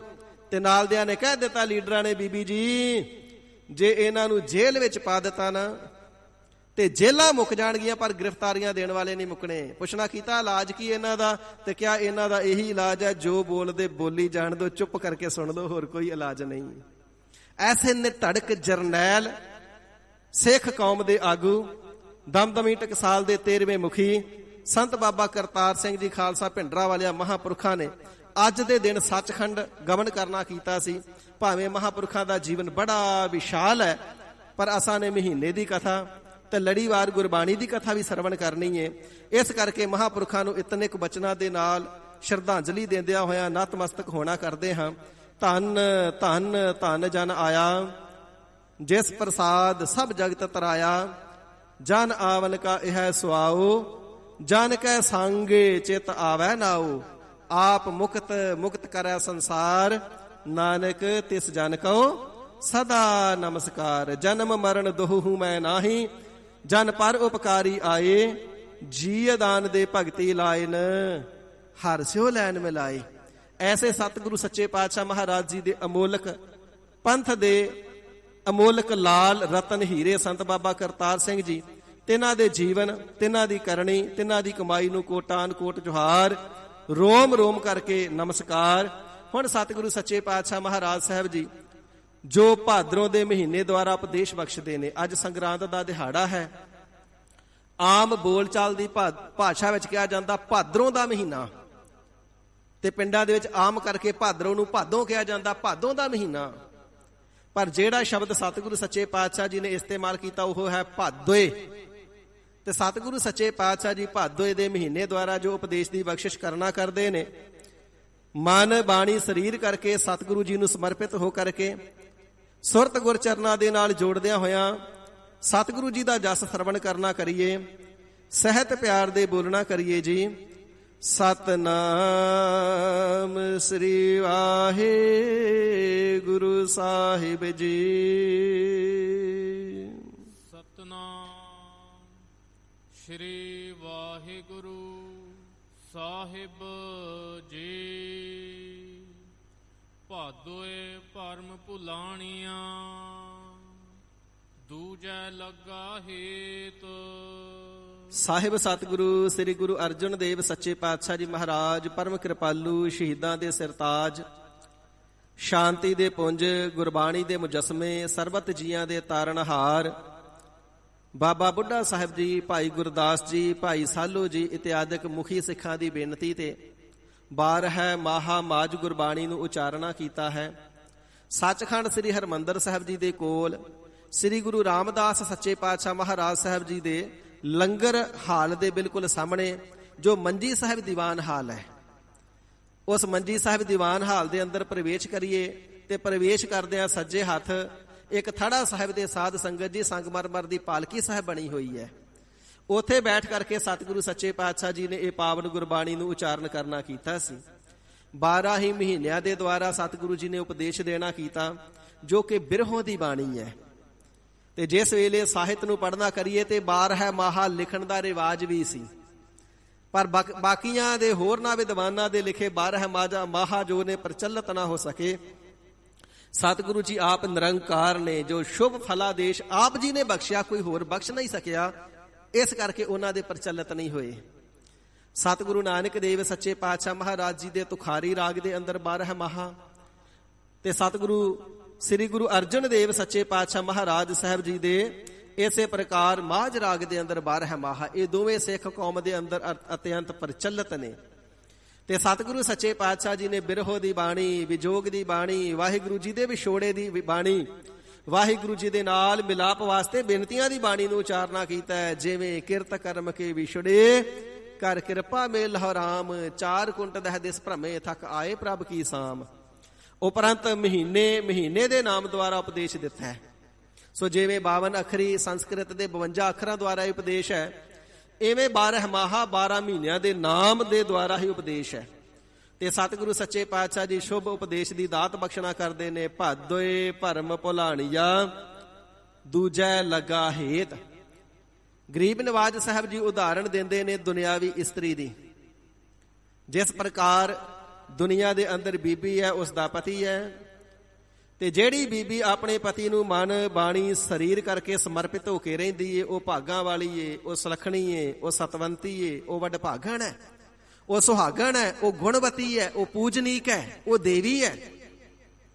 ਪਰ ਜਿਸ ਬੀਬੀ ਨੇ ਆਪਣੇ ਪਤੀ ਦੇ ਨਾਲੋਂ ਪਿਆਰ ਤੋੜ ਕੇ ਪਰ ਪੁਰਖਾਂ ਦੇ ਨਾਲ ਹਿਰਦੇ ਦਾ ਨੇਹੋ ਲਾ ਲਿਆ, ਹਜ਼ੂਰ ਫਰਮਾਨ ਕਰਦੇ ਨੇ ਉਹ ਕੁਚੱਜੀ ਹੈ, ਉਹ ਸੁਹਾਗਣ ਨਹੀਂ ਦੁਹਾਗਣ ਹੈ, ਉਹ ਫਿਰ ਛੁੱਟੜ ਹੈ, ਉਹ ਦੁਹਚਾਰਨ ਹੈ, ਉਹ ਸਨਮਾਨਯੋਗ ਨਹੀਂ, ਤਿਰਸਕਾਰ ਦੇ ਯੋਗ ਹੋ ਜਾਂਦੀ ਏ।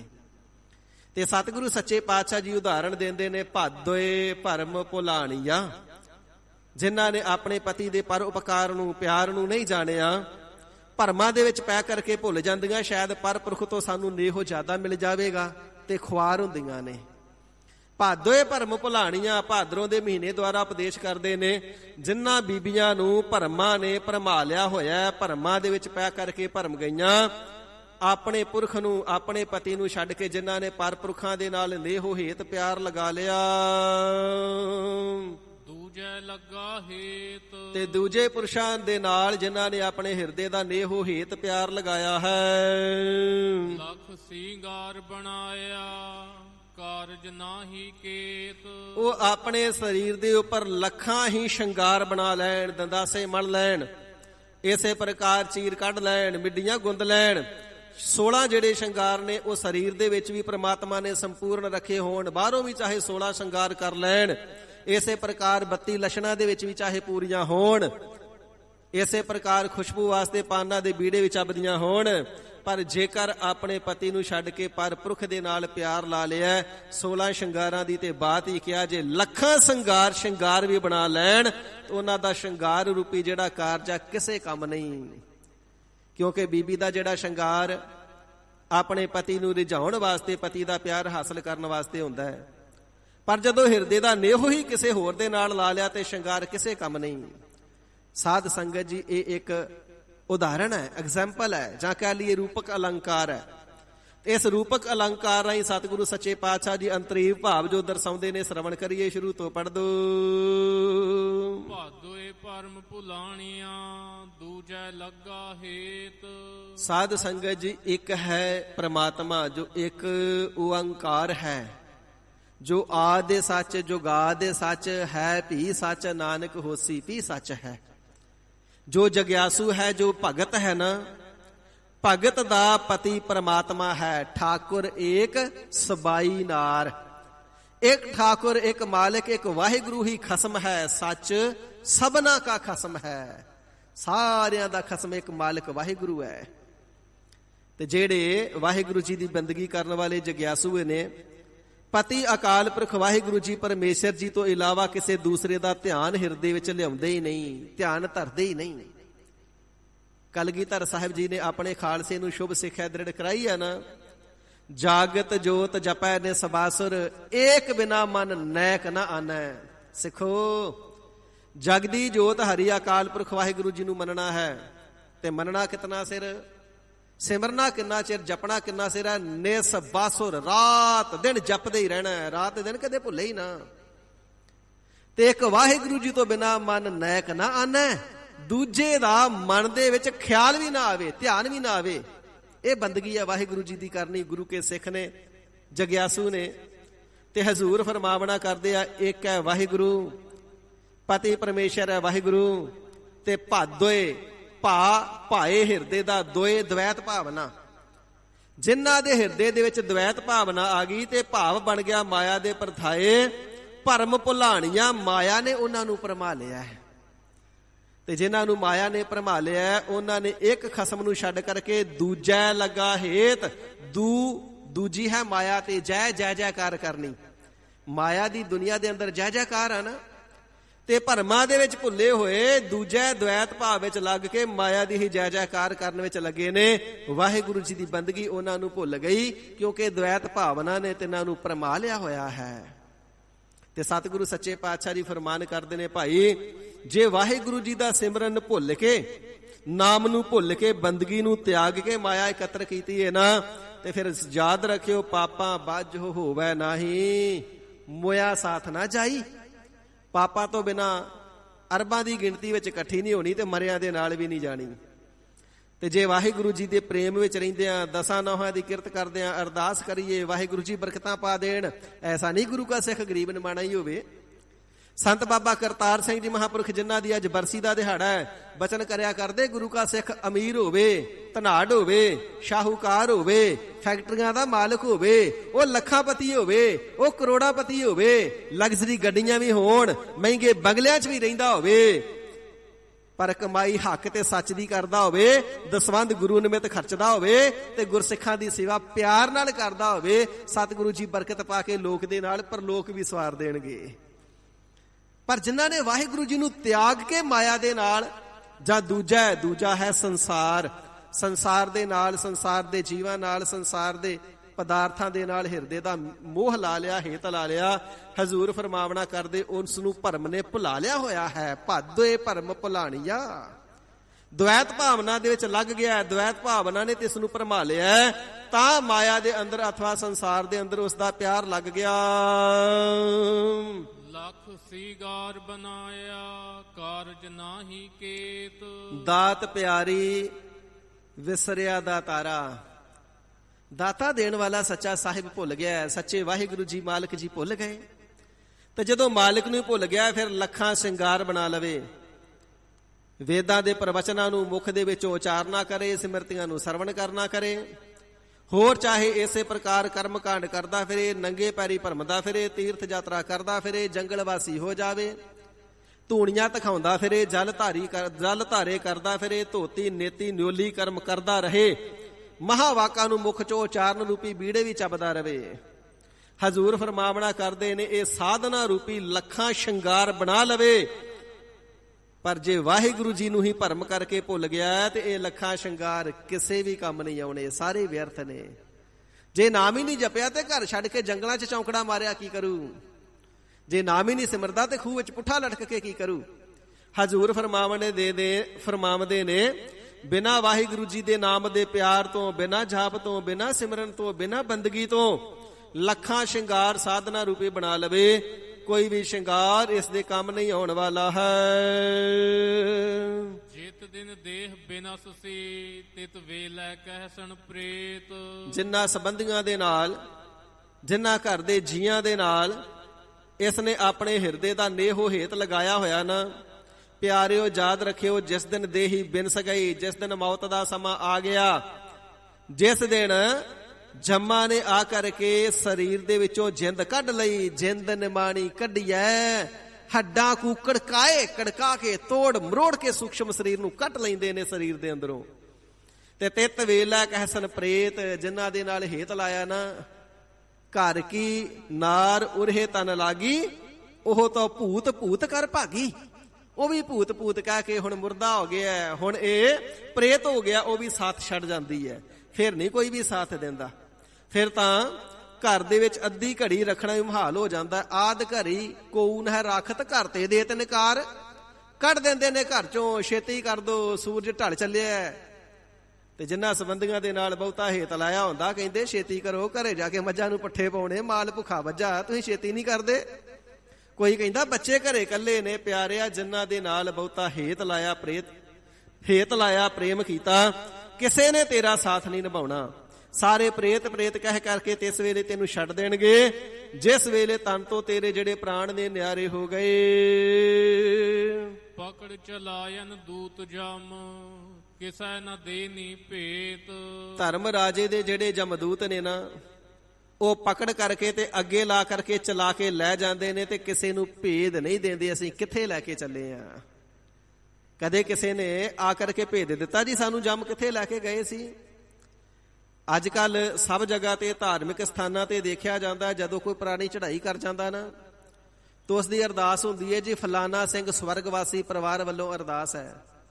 ਸਵਰਗਵਾਸੀ ਤੇ ਅਸੀਂ ਕਹੀ ਜਾਂਦੇ, ਸਾਨੂੰ ਭੇਦ ਥੋੜਾ ਕਿ ਸਵਰਗਾਂ 'ਚ ਹੀ ਗਿਆ।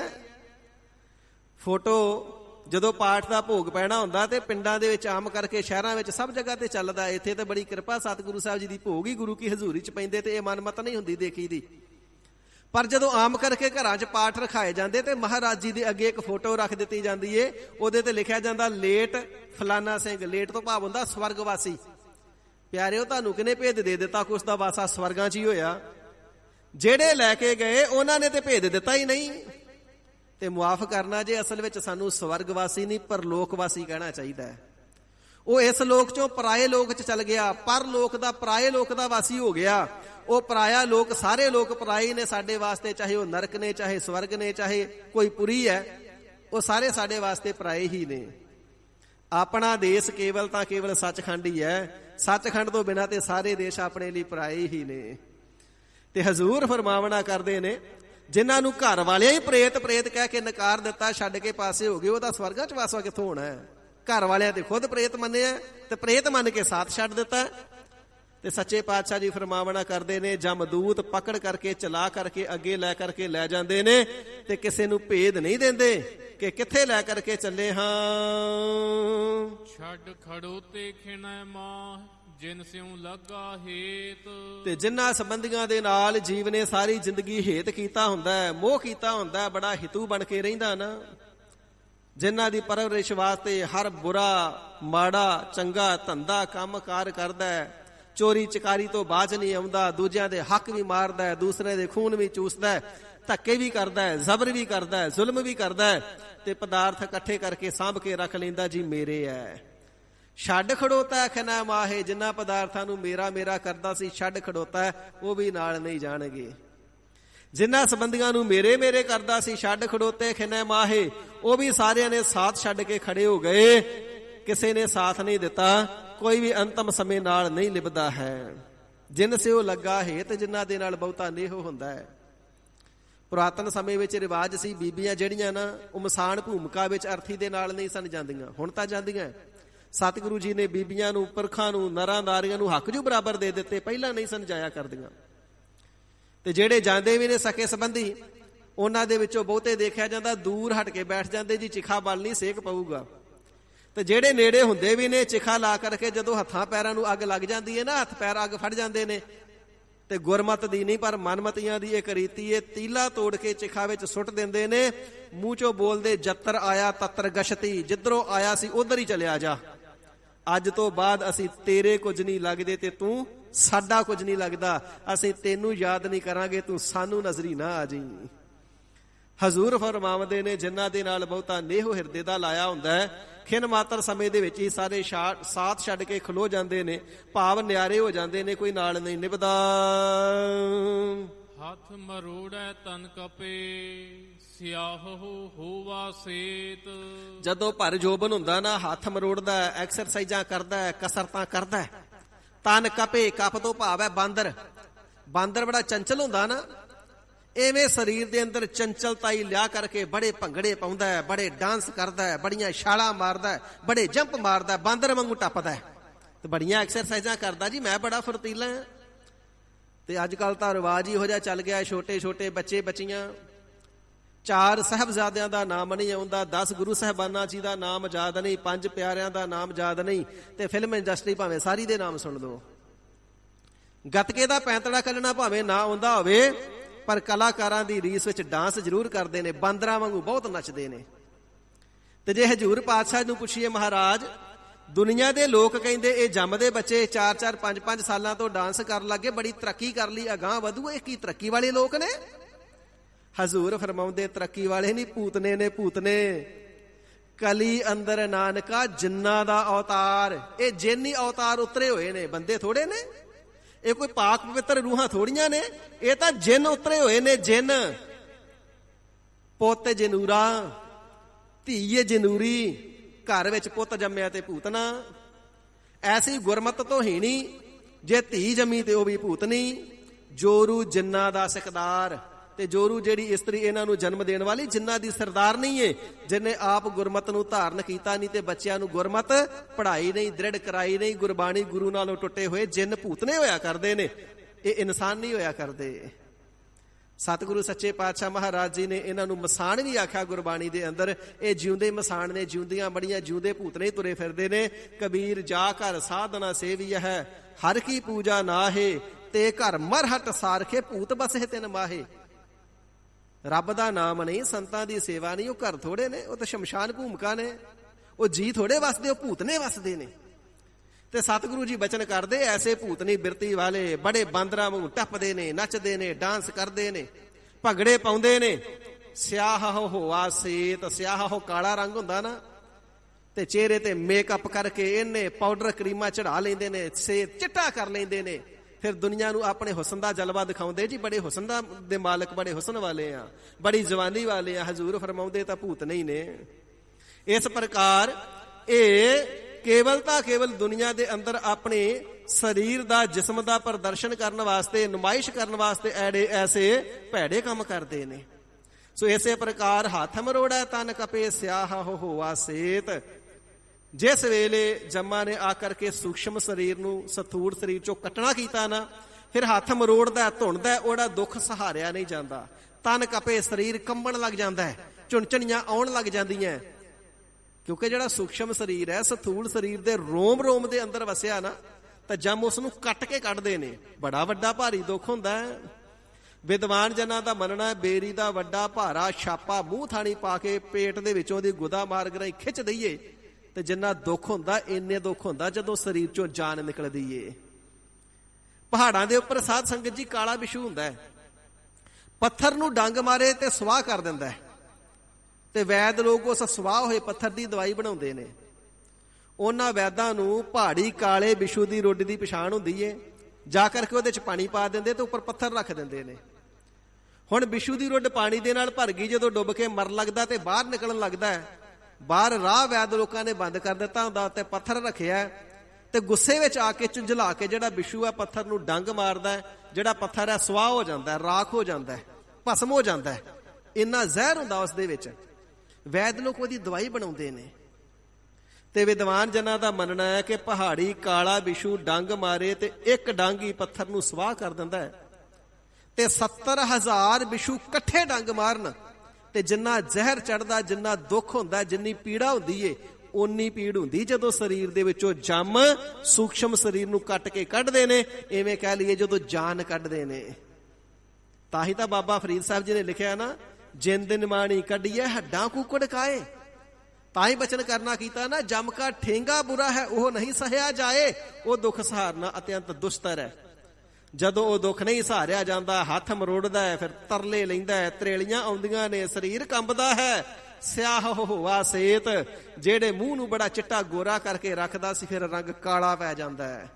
ਕਦੇ ਸਿਆਹ ਹੋ, ਕਦੇ ਸੇਤ, ਕਦੇ ਕਾਲਾ, ਕਦੇ ਚਿੱਟਾ ਹੁੰਦਾ। ਇੱਕ ਰੰਗ ਆਉਂਦਾ, ਇੱਕ ਜਾਂਦਾ, ਕਈ ਰੰਗਤਾਂ ਬਦਲਦਾ ਹੈ। ਸਿਆਹ ਹੋਵਾ ਸੇਤ, ਸਿਆਹੋ ਨਾਮ ਕਾਲੇ ਦਾ, ਕਾਲੀ ਹੁੰਦੀ ਰਾਤ। ਜ਼ਿੰਦਗੀ ਰੂਪੀ ਰਾਤ ਦੇ ਵਿੱਚ ਤੇ ਨਾਮ ਜਪਿਆ ਨਹੀਂ, ਤੇ ਜਿਸ ਵੇਲੇ ਸੇਤ ਦਿਨ ਚੜ ਗਿਆ, ਮੌਤ ਰੂਪੀ ਸਵੇਰਾ, ਕਾਲ ਰੂਪੀ ਸਵੇਰਾ ਹੋ ਗਿਆ, ਫਿਰ ਹੱਥ ਮਰੋੜਦਾ ਹੈ, ਬੜਾ ਪਛਤਾਤਾਪ ਕਰਦਾ ਹੈ, ਬੜਾ ਪਛਤਾਉਂਦਾ ਮਨਾ, ਜਦੋਂ ਜ਼ਿੰਦਗੀ ਸੀ ਨਾਮ ਕਿਉਂ ਨਾ ਜਪਿਆ। ਜੇ ਜਪ ਲੈਂਦਾ ਤੇ ਅੱਜ ਜੰਮਾਂ ਦਾ ਡੰਡਾ ਨਹੀਂ ਸੀ ਸਹਾਰਨਾ ਪੈਣਾ। ਜਿਹਾ ਬੀਜੈ ਸੋ ਲੁਣੈ, ਕਰਮਾ ਸੰਧੜਾ ਖੇਤ। ਦੱਦਾ ਦੋਸ ਨਾ ਦੇਉ ਕਿਸੈ, ਦੋਸ ਕਰਮਾ ਆਪਣਿਆਂ। ਜੋ ਮੈਂ ਕੀਆ ਸੋ ਮੈਂ ਪਾਇਆ, ਦੋਸ ਨਾ ਦੀਜੈ ਅਵਰ ਜਨਾ। ਤੇ ਜੇ ਜਮਾ ਨੇ ਪਕੜ ਕਰਕੇ ਅੱਗੇ ਚਲਾ ਲਿਆ, ਕਿਸੇ ਨੂੰ ਭੇਦ ਨਹੀਂ ਦਿੱਤਾ, ਤੇ ਕਿਸੇ ਦੂਜੇ ਨੂੰ ਥੋੜਾ ਦਾ ਦੋਸ਼ ਦੇ ਸਕਦਾ ਕਿ ਫਲਾਣੇ ਨੇ ਮੈਨੂੰ ਫਸਾ ਦਿੱਤਾ। ਦੁਨੀਆਦਾਰੀ ਵਿੱਚ ਤੇ ਕਹਿ ਦਿੰਦਾ ਫਲਾਣੇ ਨੇ ਮੈਨੂੰ ਫਸਾ ਦਿੱਤਾ, ਫਲਾਣੇ ਨੇ ਘਾਟਾ ਪਾ ਦਿੱਤਾ, ਪਰ ਜੰਮ ਨਹੀਂ ਇਹਨਾਂ ਗੱਲਾਂ ਨੂੰ ਮੰਨਦੇ। ਉਹ ਤੇ ਕਹਿੰਦੇ ਪਿਆਰਿਆ, ਜਨਮ ਤੈਨੂੰ ਮਿਲਿਆ ਸੀ, ਸਾਹ ਰੱਬ ਨੇ ਤੈਨੂੰ ਦਿੱਤੇ ਸੀ, ਨਾਮ ਤੂੰ ਜਪਣਾ ਸੀ, ਤੂੰ ਕਿਉਂ ਨਹੀਂ ਜਪਿਆ। ਕੋਈ ਬਹਾਨਾ ਮਾਰੇ ਜੀ ਘਰ ਦੇ ਕੰਮ ਸੀ ਜੀ, ਨੌਕਰੀ ਤੋਂ ਟਾਈਮ ਨਹੀਂ ਮਿਲਦਾ, ਕਹਿੰਦੇ ਨਹੀਂ, ਦੂਜੀ ਗੱਲ ਨਹੀਂ ਕੋਈ ਸੁਣਨੀ, ਇੱਕੋ ਹੀ ਦੱਸ ਨਾਮ ਕਿੰਨਾ ਜਪਿਆ। ਗੋਬਿੰਦ ਭਜਨ ਬਿਨ ਤਿਲ ਨਹੀਂ ਮਾਨੈ, ਤਿਲ ਮਾਤਰ ਵੀ ਦੂਜੀ ਗੱਲ ਤੇ ਸੁਣਨੀ ਹੀ ਨਹੀਂ ਨਾ, ਬਸ ਨਾਮ ਕਿੰਨਾ ਜਪਿਆ ਇਹੀ ਹੀ ਦੱਸ। ਤੇ ਹਜ਼ੂਰ ਫਰਮਾਵਣਾ ਕਰਦੇ ਨੇ ਕਿ ਅਕਾਲ ਪੁਰਖ ਵਾਹਿਗੁਰੂ ਜੀ ਦੇ ਦਰ ਤੇ ਇਹ ਕਰ ਕਰੇ ਸੋ ਇਹ ਕਰ ਪਾਏ, ਕੋਈ ਨਾ ਪਕੜੀਆ ਕਿਸੈ ਥਾਏ। ਜਿਸ ਨੇ ਪਾਪ ਕੀਤਾ ਭੁਗਤਣਾ ਉਸੇ ਨੂੰ ਪੈਣਾ, ਦੂਜਾ ਕੋਈ ਫੜਿਆ ਜਾਂਦਾ ਨਹੀਂ। ਤੇ ਪਿਆਰਿਆ, ਜੇ ਤੂੰ ਫੜਿਆ ਗਿਆ ਤੇ ਫਿਰ ਦੋਸ਼ ਤੇਰਾ ਹੀ ਹੈ। ਜਿਹਾ ਬੀਜੈ ਸੋ ਲੁਣੈ, ਕਰਮਾ ਸੰਧੜਾ ਖੇਤ। ਤੇ ਜਿਹੜਾ ਜੀਵ ਸਰੀਰ ਰੂਪੀ ਖੇਤ ਦੇ ਵਿੱਚ ਜਿਹੋ ਜੇ ਕਰਮਾ ਰੂਪੀ ਬੀਜ ਬੀਜਦਾ, ਪਾਪ ਜਾਂ ਪੁੰਨ, ਉਹਨਾਂ ਦਾ ਹੀ ਫਿਰ ਜਿਹੜਾ ਫਲ ਹੈ, ਦੁੱਖ ਜਾਂ ਸੁੱਖ, ਦਰਗਾਹ ਦੇ ਅੰਦਰ ਪ੍ਰਮਾਤਮਾ ਜੀ ਦੇ ਦਰ ਤੇ ਭੋਗਦਾ ਹੈ। ਖੇਤ ਸਰੀਰ ਜੋ ਬੀਜੀਐ ਸੋ ਅੰਤ ਖਲੋਆ ਆਏ। ਹਜੂਰ ਸ਼ੁਭ ਸਿੱਖਿਆ ਦਿੰਦੇ ਨੇ ਨਾ, ਕਰਮ ਭੂਮ ਮਹਿਬੂਹ ਨਾਮ। ਕਰਮਾ ਰੂਪੀ ਭੂਮੀ ਦੇ ਵਿੱਚ ਨਾਮ ਦਾ ਬੀਜ ਬੀਜ ਲੈਣਾ ਕਰੋ ਪਿਆਰਿਓ, ਸੁਖੀ ਹੋ ਜਾਵੋਗੇ। ਲੋਕ ਵੀ ਸੰਵਰ ਜਾਵੇਗਾ ਤੇ ਪਰਲੋਕ ਵੀ ਸੰਵਰ ਜਾਵੇਗਾ। ਇਸ ਪ੍ਰਕਾਰ ਸਤਿਗੁਰੂ ਸੱਚੇ ਪਾਤਸ਼ਾਹ ਜੀ ਨੇ ਜਨਾਵਣਾ ਕੀਤਾ ਪਿਆਰਿਓ, ਜੇ ਕੋਈ ਜੰਮਾਂ ਦੇ ਵਸ ਪੈਂਦਾ, ਦੁੱਖ ਭੋਗਦਾ ਹੈ, ਆਪਣੇ ਕਰਮਾਂ ਦੇ ਕਰਕੇ ਹੀ ਹੈ। ਜਿਹੋ ਜੇ ਕਰਮਾਂ ਨੂੰ ਬੀਜਦਾ ਹੈ, ਪਾਪ ਅਤੇ ਪੁੰਨਾਂ ਨੂੰ, ਉਹੋ ਜਿਹੀ ਦੁੱਖ ਅਤੇ ਸੁੱਖ ਨੂੰ ਭੋਗ ਲੈਣਾ ਕਰਦਾ ਹੈ। ਪਰ ਜਿਹੜੇ ਨਾਮ ਦੇ ਰਸੀਏ ਹੁੰਦੇ ਨੇ ਨਾ, ਉਹ ਪੁੰਨਾ ਪਾਪਾਂ ਤੋਂ ਰਹਿਤ ਹੁੰਦੇ ਨੇ। ਪੁੰਨੀ ਪਾਪੀ ਆਖਣ ਨਾਹੇ। ਸਤਿਗੁਰੂ ਜੀ ਦੇ ਗੁਰਸਿੱਖ ਪਰਉਪਕਾਰੀ ਹੁੰਦੇ ਨੇ, ਨਾ ਉਹ ਪੁੰਨੀ ਕਹੇ ਜਾਂਦੇ ਨੇ, ਨਾ ਉਹ ਪਾਪੀ ਕਹੇ ਜਾਂਦੇ ਨੇ, ਉਹ ਨਹੀਂ ਜੰਮਾਂ ਦੇ ਮਾਰਗ ਤੇ ਜਾਂਦੇ। ਪਰ ਜਿਹੜੇ ਦੁਐਤ ਭਾਵਨਾ ਵਿੱਚ ਲੱਗੇ, ਜੋ ਸਤਿਗੁਰੂ ਜੀ ਨੇ ਪ੍ਰਾਰੰਭ ਤੇ ਕਹਿ ਦਿੱਤਾ ਹੈ, ਪ੍ਰਵਚਨ ਫਰਮਾ ਕਰਕੇ ਭਾਦੋਏ ਭਰਮ ਭੁਲਾਣੀਆ, ਇਹ ਉਹਨਾਂ ਦੇ ਪਰਥਾਏ ਬਚਨ ਨੇ। ਜਿਹੜੇ ਦੁਐਤ ਭਾਵਨਾ ਵਿੱਚ ਲੱਗ ਕਰਕੇ ਭੁੱਲ ਗਏ ਵਾਹਿਗੁਰੂ ਜੀ ਦੇ ਨਾਮ ਦੇ ਸਿਮਰਨ ਨੂੰ। ਜਿਹਾ ਬੀਜੈ ਸੋ ਲੁਣੈ, ਕਰਮਾ ਸੰਧੜਾ ਖੇਤ। ਜਿਹੋ ਜੇ ਪਾਪ ਕਰਮਾਂ ਤਿਨਾਂ ਨੇ ਬੀਜਣਾ ਕੀਤੇ, ਉਹਨਾਂ ਕਰਮਾ ਸੰਧੜਾ ਖੇਤ ਦਾ ਫਿਰ ਜਿਹੜਾ ਸੀ ਫਲ ਭੋਗਣ ਵਾਸਤੇ ਜੰਮਾਂ ਦੇ ਵਾਸਤੇ ਇਹਨਾਂ ਨੂੰ ਪੈਣਾ ਪੈ ਗਿਆ। ਨਾਨਕ ਪ੍ਰਭ ਸ਼ਰਣਾਗਤੀ, ਚਰਨ ਬੋਹਿਤ ਪ੍ਰਭ ਦੇਤ। ਸੋ ਹਜ਼ੂਰ, ਸਾਡੇ ਕਰਮ ਸ਼ੁਭ ਕਿਵੇਂ ਹੋ ਜਾਣ, ਵਾਹਿਗੁਰੂ ਜੀ ਦੇ ਦਰ ਤੇ ਪ੍ਰਵਾਨ ਕਿਵੇਂ ਚੜ ਜਾਈਏ, ਸੱਚੇ ਪਾਤਸ਼ਾਹ ਅਸੀਂ ਬਖਸ਼ੇ ਕਿਵੇਂ ਜਾਈਏ। ਤੇ ਸਤਿਗੁਰੂ ਸੱਚੇ ਪਾਤਸ਼ਾਹ ਜੀ ਪ੍ਰਵਚਨ ਫਰਮਾਵਨਾ ਕਰਦੇ ਨੇ, ਨਾਨਕ ਪ੍ਰਭ ਸਰਣਾਗਤੀ। ਪੂਰੇ ਸਤਿਗੁਰੂ ਗੁਰੂ ਨਾਨਕ ਦੇਵ ਸੱਚੇ ਪਾਤਸ਼ਾਹ ਜੀ ਮਹਾਰਾਜ, ਸਭ ਤੇ ਵੱਡਾ ਸਤਿਗੁਰੂ ਨਾਨਕ ਜਿਨ ਕਲ ਰਾਖੀ ਮੇਰੀ। ਨਾਨਕ ਗੁਰੂ ਗੋਬਿੰਦ ਸਿੰਘ ਪੂਰਨ ਗੁਰ ਅਵਤਾਰ। ਕਲਗੀਧਰ ਸੱਚੇ ਪਾਤਸ਼ਾਹ ਮਹਾਰਾਜ ਜੀ ਦੇ ਤਖਤ ਸਾਹਿਬ ਤੇ ਆਏ ਆ ਤੇ ਬੇਨਤੀ ਕਰੀਏ, ਸੱਚੇ ਪਾਤਸ਼ਾਹ ਜਿਹੋ ਜਿਹੇ ਵੀ ਹਾਂ ਕਿਰਪਾ ਕਰਕੇ ਰੱਖ ਲਵੋ, ਕਿਉਂਕਿ ਨਾਨਕ ਪ੍ਰਭ ਸਰਣਾਗਤੀ। ਅਸੀਂ ਆਪ ਜੀ ਦੀ ਪ੍ਰਭੂ ਜੀ, ਹੇ ਕਲਗੀਧਰ ਦਸ਼ਮੇਸ਼ ਪਿਤਾ ਜੀ, ਸ੍ਰੀ ਗੁਰੂ ਗ੍ਰੰਥ ਸਾਹਿਬ ਜੀ ਮਹਾਰਾਜ, ਆਪ ਜੀ ਦੀ ਸਰਣਾਗਤੀ, ਸ਼ਰਨ ਆਗਤੀ, ਸ਼ਰਨ ਦੇ ਵਿੱਚ ਜੋ ਆ ਗਏ ਆ। ਆਪ ਜੀ ਦਾ ਬਿਰਦ ਹੈ, ਜੋ ਸ਼ਰਨ ਆਵੈ ਤਿਸ ਕੰਠ ਲਾਵੈ, ਇਹ ਬਿਰਦ ਸੁਆਮੀ ਸੰਤਾ। ਜਿਹੜਾ ਸ਼ਰਨ ਵਿੱਚ ਚੱਲ ਕੇ ਆ ਜਾਂਦਾ, ਆਪ ਜੀ ਅਭੇਦ ਨਿਸ਼ਚੇ ਰੂਪ ਕੰਠ ਦੇ ਨਾਲ ਲਗਾ ਲੈਂਦੇ ਹੋ ਤੇ ਪ੍ਰਤੱਖ ਵੀ ਕੰਠ ਦੇ ਨਾਲ ਲਾ ਲੈਂਦੇ ਹੋ। ਜਿਵੇਂ ਭਾਈ ਮੰਝ ਜੀ ਨੂੰ, ਭਾਈ ਜਾਤਾ ਜੀ ਨੂੰ, ਬਾਬਾ ਬਿਧੀ ਚੰਦ ਜੀ ਨੂੰ, ਭਾਈ ਬਹਿਲੋ ਜੀ ਨੂੰ ਲਗਾਵਣਾ ਕੀਤਾ ਹੈ। ਸੱਚੇ ਪਾਤਸ਼ਾਹ ਸਾਨੂੰ ਭੇਦ ਨਿਸ਼ਚੇ ਰੂਪ ਕੰਠ ਦੇ ਨਾਲ ਅਥਵਾ ਪ੍ਰਤੱਖ ਗਲੇ ਦੇ ਨਾਲ ਲਾ ਲੈਣਾ ਕਰੋ। ਪ੍ਰਭ ਕੀਜੈ ਕਿਰਪਾ ਨਿਧਾਨ ਹਮ ਹਰ ਗੁਣ ਗਾਵ ਹੈਗੇ। ਸਤਿਗੁਰੂ ਜੀ ਆਪ ਜੀ ਕਿਰਪਾ ਕਰਨਾ ਕਰੋ ਤੇ ਆਪ ਜੀ ਦੇ ਗੁਣ ਗਾਇਨ ਕਰਨਾ ਕਰੀਏ। ਸੱਚੇ ਪਾਤਸ਼ਾਹ ਜੀ ਆਪ ਜੀ ਦੀ ਸ਼ਰਨ ਦੇ ਵਿੱਚ ਆਏ ਹਾਂ। ਪ੍ਰਭ ਜੀਓ ਖਸਮਾਨਾ ਕਰ ਪਿਆਰੇ, ਬੁਰੇ ਭਲੇ ਹਮ ਥਾਰੇ। ਜਿਉ ਜਨ ਹੋ ਤਿਉ ਰਾਖ, ਹਰ ਪ੍ਰਭ ਤੇਰਿਆ, ਕੀਤੇ ਗਨੋ ਅਸੰਖ ਅਵਗਨ ਮੇਰਿਆ। ਜੇ ਮੇਰੇ ਗੁਨਾਹਾਂ ਦੀ ਗਿਣਤੀ ਕਰੋਗੇ ਤੇ ਮਹਾਰਾਜ ਉਹ ਤੇ ਬੇਅੰਤ ਨੇ, ਕਿਤਨੇ ਕੁ ਗਿਣਨਾ ਕਰੀਏ। ਲੇਖਾ ਕਤਹਿ ਨਾ ਛੂਟਿਆ, ਖਿਨ ਖਿਨ ਭੂਲਨ ਹਾਰ, ਬਖਸ਼ਣ ਹਾਰ ਬਖਸ਼ ਲੈ, ਨਾਨਕ ਪਾਰ ਉਤਾਰ। ਭਲਿਓ ਐਵੇਂ ਬੇਨਤੀ ਕਰਨੀ ਹੈ ਸੱਚੇ ਪਾਤਸ਼ਾਹ, ਆਪ ਜੀ ਦੇ ਚਰਨਾਂ ਦੀ ਸ਼ਰਨ ਦੇ ਵਿੱਚ ਆਏ ਆ। ਤੇ ਜਿਹੜਾ ਆ ਕਰਕੇ ਪ੍ਰੇਮ ਦੇ ਨਾਲ ਬੇਨਤੀਆਂ ਕਰਦਾ ਹੈ, ਹਜ਼ੂਰ ਫਰਮਾਉਂਦੇ ਨੇ ਚਰਨ ਬੋਹਿਥ ਪ੍ਰਭ ਦੇਤ। ਪ੍ਰਭੂ ਜੀ, ਭਗਵਾਨ ਜੀ, ਸਤਿਗੁਰੂ ਜੀ ਕਿਰਪਾਲਤਾ ਕਰਕੇ ਤੇ ਇਹਨਾਂ ਨੂੰ ਆਪਣੇ ਚਰਨਾਂ ਰੂਪੀ ਜਹਾਜ਼ ਤੇ ਚੜ੍ਹ ਲੈਂਦੇ ਨੇ ਜੀ। ਚਰਨਾਂ ਰੂਪੀ ਜਹਾਜ਼ ਕਿਹੜੇ ਨੇ? ਚਿੱਤ ਚਰਨ ਨਾਮ, ਹਿਰਦੈ ਚਰਨ ਸ਼ਬਦ ਸਤਿਗੁਰ ਕੋ, ਨਾਨਕ ਬਾਧਿਓ ਪਾਲ। ਗੁਰੂ ਕੇ ਸ਼ਬਦ ਨੂੰ ਹਿਰਦੇ ਵਿੱਚ ਵਸਾਉਣਾ ਹੀ ਗੁਰੂ ਕੇ ਚਰਨ ਹਿਰਦੇ ਵਿੱਚ ਵਸਾਉਣੇ ਨੇ। ਗੁਰੂ ਕੇ ਸ਼ਬਦ ਦਾ ਆਸਰਾ ਹੀ ਗੁਰੂ ਕੇ ਚਰਨਾਂ ਦਾ ਆਸਰਾ ਹੈ। ਵਾਹਿਗੁਰੂ ਨਾਮ ਮੰਤਰ ਦਾ ਜਾਪ ਹੀ ਵਾਹਿਗੁਰੂ ਰੂਪੀ ਜਹਾਜ਼ ਦੀ ਅਸਵਾਰੀ ਹੈ। ਵਾਹਿਗੁਰੂ ਨਾਮ ਜਹਾਜ਼ ਹੈ, ਚੜੇ ਸੋ ਉਤਰੇ ਪਾਰ, ਜੋ ਸਰਦਾ ਕਰ ਸੇਵਦੇ ਗੁਰ ਭਾਰ ਉਤਾਰਨਹਾਰ। ਪ੍ਰਭੂ ਜੀ ਕਿਰਪਾਲਤਾ ਕਰਕੇ ਗੁਰੂ ਕੇ ਰਾਹੀਂ ਨਾਮ ਰੂਪੀ ਚਰਨਾਂ ਦਾ ਆਸਰਾ ਦੇ ਕਰਕੇ ਭਵ ਸਾਗਰ ਤੋਂ ਪਾਰ ਕਰ ਦਿੰਦੇ ਨੇ। ਨਾਮ ਰੂਪੀ ਬੇੜੇ ਤੇ ਚਾੜ ਕਰਕੇ ਦੀਨ ਦਇਆਲ ਭਰੋਸੇ ਤੇਰੇ, ਸਭ ਪਰਿਵਾਰ ਚੜਾਇਆ ਬੇੜੇ। ਜਾ ਤਿਸ ਭਾਵੈ ਤਾ ਹੁਕਮ ਮਨਾਵੈ, ਇਸ ਬੇੜੇ ਕੋ ਪਾਰ ਲੰਘਾਵੈ। ਸਦਾ ਐਵੇਂ ਬੇਨਤੀਆਂ ਕਰਦੇ ਰਹਿਣਾ ਹੈ। ਭਾਦੁਏ ਨਰਕ ਨਾ ਪਾਈਐ, ਗੁਰ ਰੱਖਣ ਵਾਲਾ ਹੇਤ। ਤੇ ਹਜ਼ੂਰ ਪਾਤਸ਼ਾਹ ਸਤਿਗੁਰੂ ਗਰੀਬ ਨਿਵਾਜ ਸ੍ਰੀ ਗੁਰੂ ਅਰਜਨ ਦੇਵ ਸੱਚੇ ਪਾਤਸ਼ਾਹ ਜੀ ਬਖਸ਼ਿਸ਼ ਕਰ ਰਹੇ ਨੇ ਪਿਆਰਿਓ। ਸੇ ਭਾਦੋਏ, ਭਾਦਰੋਂ ਦੇ ਮਹੀਨੇ ਦੁਆਰਾ ਉਪਦੇਸ਼ ਬਖਸ਼ਦੇ ਨੇ। ਨਰਕ ਨਾ ਪਾਈਆ ਹੈ ਉਹਨਾਂ ਜੀਵਾਂ ਨੂੰ ਕਦਾਚਿਤ ਵੀ, ਕਿੰਚਿਤ ਵੀ, ਕਦੇ ਵੀ ਮੂਲੋਂ ਹੀ ਨਰਕ ਵਿੱਚ ਨਹੀਂ ਪਾਇਆ ਜਾਂਦਾ। ਗੁਰ ਰੱਖਣ ਵਾਲਾ, ਜਿਨ੍ਹਾਂ ਦਾ ਗੁਰੂ ਰਖਵਾਲਾ ਹੈ, ਰਖਵਾਲਾ ਗੋਬਿੰਦ ਰਾਏ ਹੇਤ, ਤੇ ਜਿਨ੍ਹਾਂ ਦਾ ਪਿਆਰ ਗੁਰੂ ਦੇ ਨਾਲ ਲੱਗਾ ਹੋਇਆ ਹੈ। ਸਤਿਗੁਰੂ ਸੱਚੇ ਪਾਤਸ਼ਾਹ ਮਹਾਰਾਜ ਜੀ ਨੇ ਇਸ ਇੱਕੇ ਹੀ ਸ਼ਬਦ ਦੇ ਵਿੱਚ ਦੋਵੇਂ ਹੇਤ ਜਣਾ ਦਿੱਤੇ ਨੇ। ਪਹਿਲੀ ਪੰਕਤੀ ਦੇ ਅੰਦਰ ਬਚਨ ਕਰਨਾ ਕੀਤਾ ਹੈ, ਭਾਦੋਏ ਭਰਮ ਭੁਲਾਣਿਆ ਦੂਜੈ ਲੱਗਾ ਹੇਤ।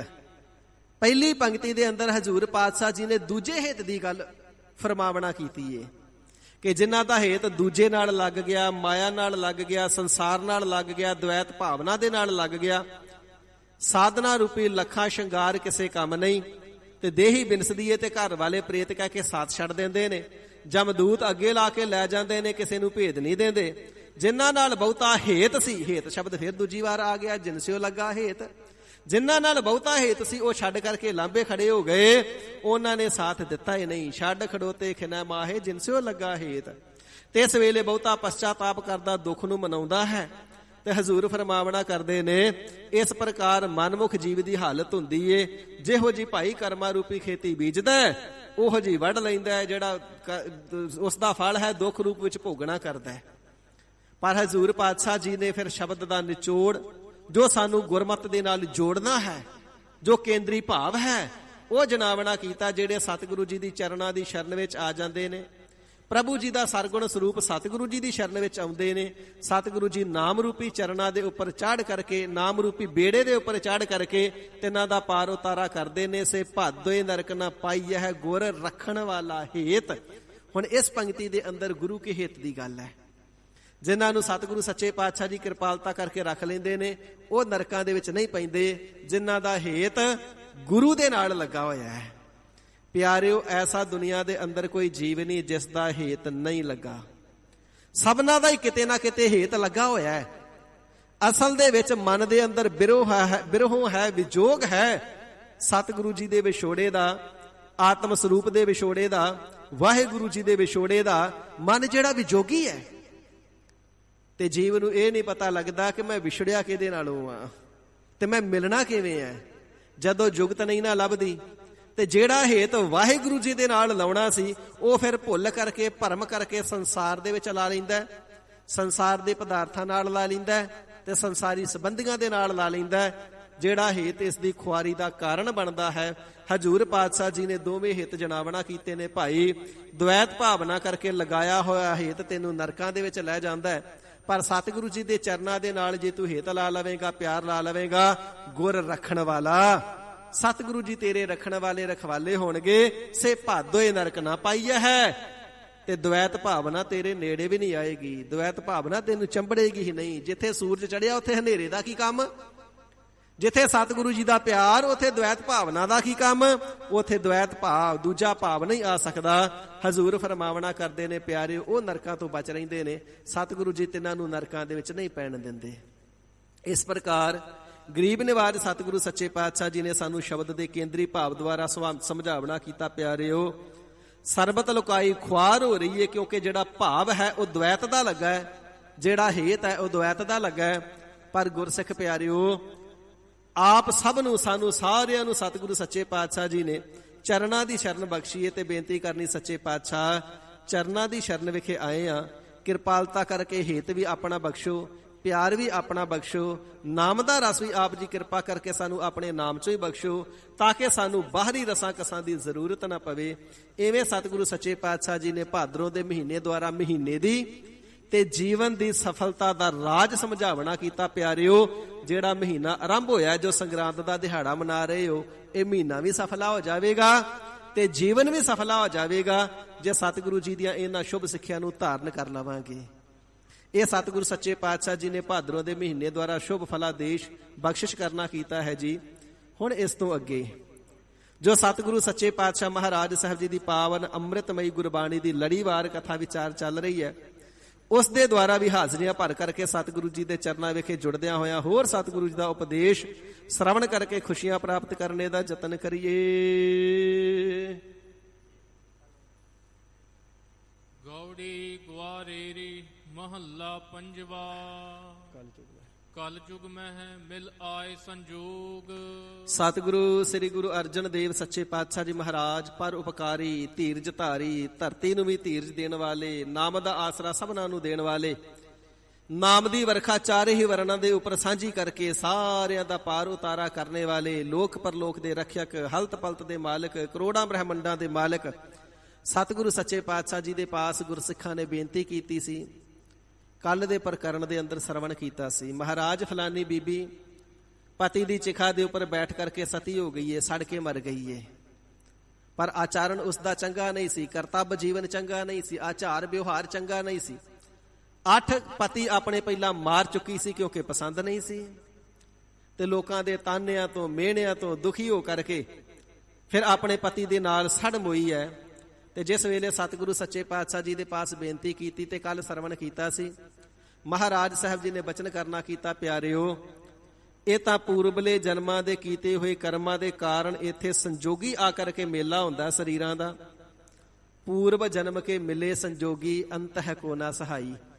ਪੂਰਬਲੇ ਜਨਮਾਂ ਦੇ ਸੰਜੋਗ ਕਰਕੇ ਇੱਥੇ ਪਤੀ ਪਤਨੀ ਭੈਣ ਭਰਾ ਇਤਿਆਦਿਕ ਸਾਰੇ ਸੰਬੰਧੀ ਮਿਲਦੇ ਨੇ। ਸਾਧ ਸੰਗਤ ਜੀ ਬੇਨਤੀ ਕਰਾਂ, ਅੱਜ ਸੰਗਰਾਂਦ ਦਾ ਦਿਹਾੜਾ ਹੋਣ ਕਰਕੇ ਜਿਹੜੀ ਕਥਾ ਵਾ 9:30 ਵਜੇ ਤੱਕ ਹੋਣੀ ਸੀ, 8 ਤੋਂ 9:30 ਤੱਕ, ਕਿਉਂਕਿ ਅੱਜ ਸ੍ਰੀ ਅਖੰਡ ਪਾਠ ਸਾਹਿਬ ਜੀ ਦੇ ਭੋਗ ਵੀ ਨਹੀਂ ਸਨ ਪੈਣੇ, ਇਸ ਕਰਕੇ 9:30 ਤੱਕ ਕਥਾ ਹੋਣੀ ਹੈ। 9:10 ਹੋ ਚੁੱਕੇ ਨੇ, 20 ਮਿੰਟ ਹਾਜ਼ਰੀ ਅਜੇ ਹੋਰ ਭਰਾਂਗੇ। ਸੋ ਰਹੋ ਵਿਚਾਰ। ਸਤਿਗੁਰੂ ਜੀ ਬੇਨਤੀ ਕਰਦੇ ਨੇ, ਸਾਧ ਸੰਗਤ ਜੀ ਪੂਰਬਲੇ ਜਨਮਾਂ ਦੇ ਸੰਜੋਗ ਕਰਕੇ ਜੀਵ ਇੱਥੇ ਆਣ ਮਿਲੇ ਨੇ। ਜੇ ਕੋਈ ਮਨ ਦੇ ਹੱਠ ਕਰਕੇ ਵੇਖਾ ਵੇਖੀ ਹੱਠ ਹੱਤਿਆਈ ਕਰ ਰਿਹਾ, ਉਸ ਦੇ ਨਾਲ ਨਾ ਤੇ ਪਤੀ ਦੇ ਨਾਲ ਸਵਰਗਾਂ 'ਚ ਵਾਸਾ ਮਿਲਣਾ ਤੇ ਨਾ ਅਗਲੇ ਜਨਮ ਦੇ ਵਿੱਚ ਉਹ ਮਿਲਣਾ, ਬਲਕਿ ਬਹੁਤੀਆਂ ਜੂਨੀਆਂ ਵਿੱਚ ਭਰਮਾਇਆ ਜਾਂਦਾ ਹੈ। ਇਸ ਪ੍ਰਕਾਰ ਪਤੀ ਨੂੰ ਪਰਮੇਸ਼ਰ ਕਰਕੇ ਮੰਨਿਆ ਨਹੀਂ ਤੇ ਕਾਹਦੀ ਸਤੀ ਹੈ।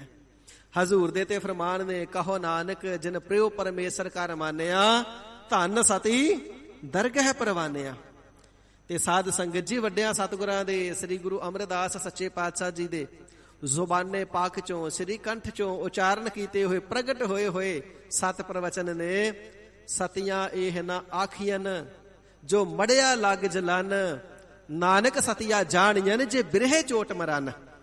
ਸਤੀਆਂ ਉਹ ਥੋੜੀਆਂ ਜਿਹੜੀਆਂ ਚਿਖਾ ਤੇ ਸੜ ਕੇ ਮਰ ਗਈਆਂ, ਅਸਲ ਵਿੱਚ ਸਤੀਆਂ ਤੇ ਉਹ ਨੇ ਵਿਛੋੜਾ ਸੁਣੇ ਦੁੱਖ ਵਿਣ ਡਿਠੇ ਮਰਿਓਦ ਬਾਝ ਪਿਆਰੇ ਆਪਣੇ ਬਿਰਹੀ ਨਾ ਧੀਰੋਦ। ਜਦੋਂ ਸੁਣ ਲਿਆ ਪਤੀ ਦੀ ਮੌਤ ਹੋ ਗਈ ਤੇ ਹੌਕੇ ਦੇ ਨਾਲ ਹੀ ਜਾਨ ਨਿਕਲ ਜੇ, ਅਗਲਾ ਸਾਹ ਹੀ ਨਾ ਆਵੇ। ਜਿਵੇਂ ਬਾਬਾ ਜੈਦੇਵ ਸਾਹਿਬ ਜੀ ਦੀ, ਤਿੰਨਾਂ ਦੀ ਧਰਮ ਸੁਪਤਨੀ ਬੀਬੀ ਪਦਮਾਵਤੀ ਜੀ ਦੀ ਸਾਖੀ ਕੱਲ ਸਰਵਣ ਕੀਤੀ ਸੀ।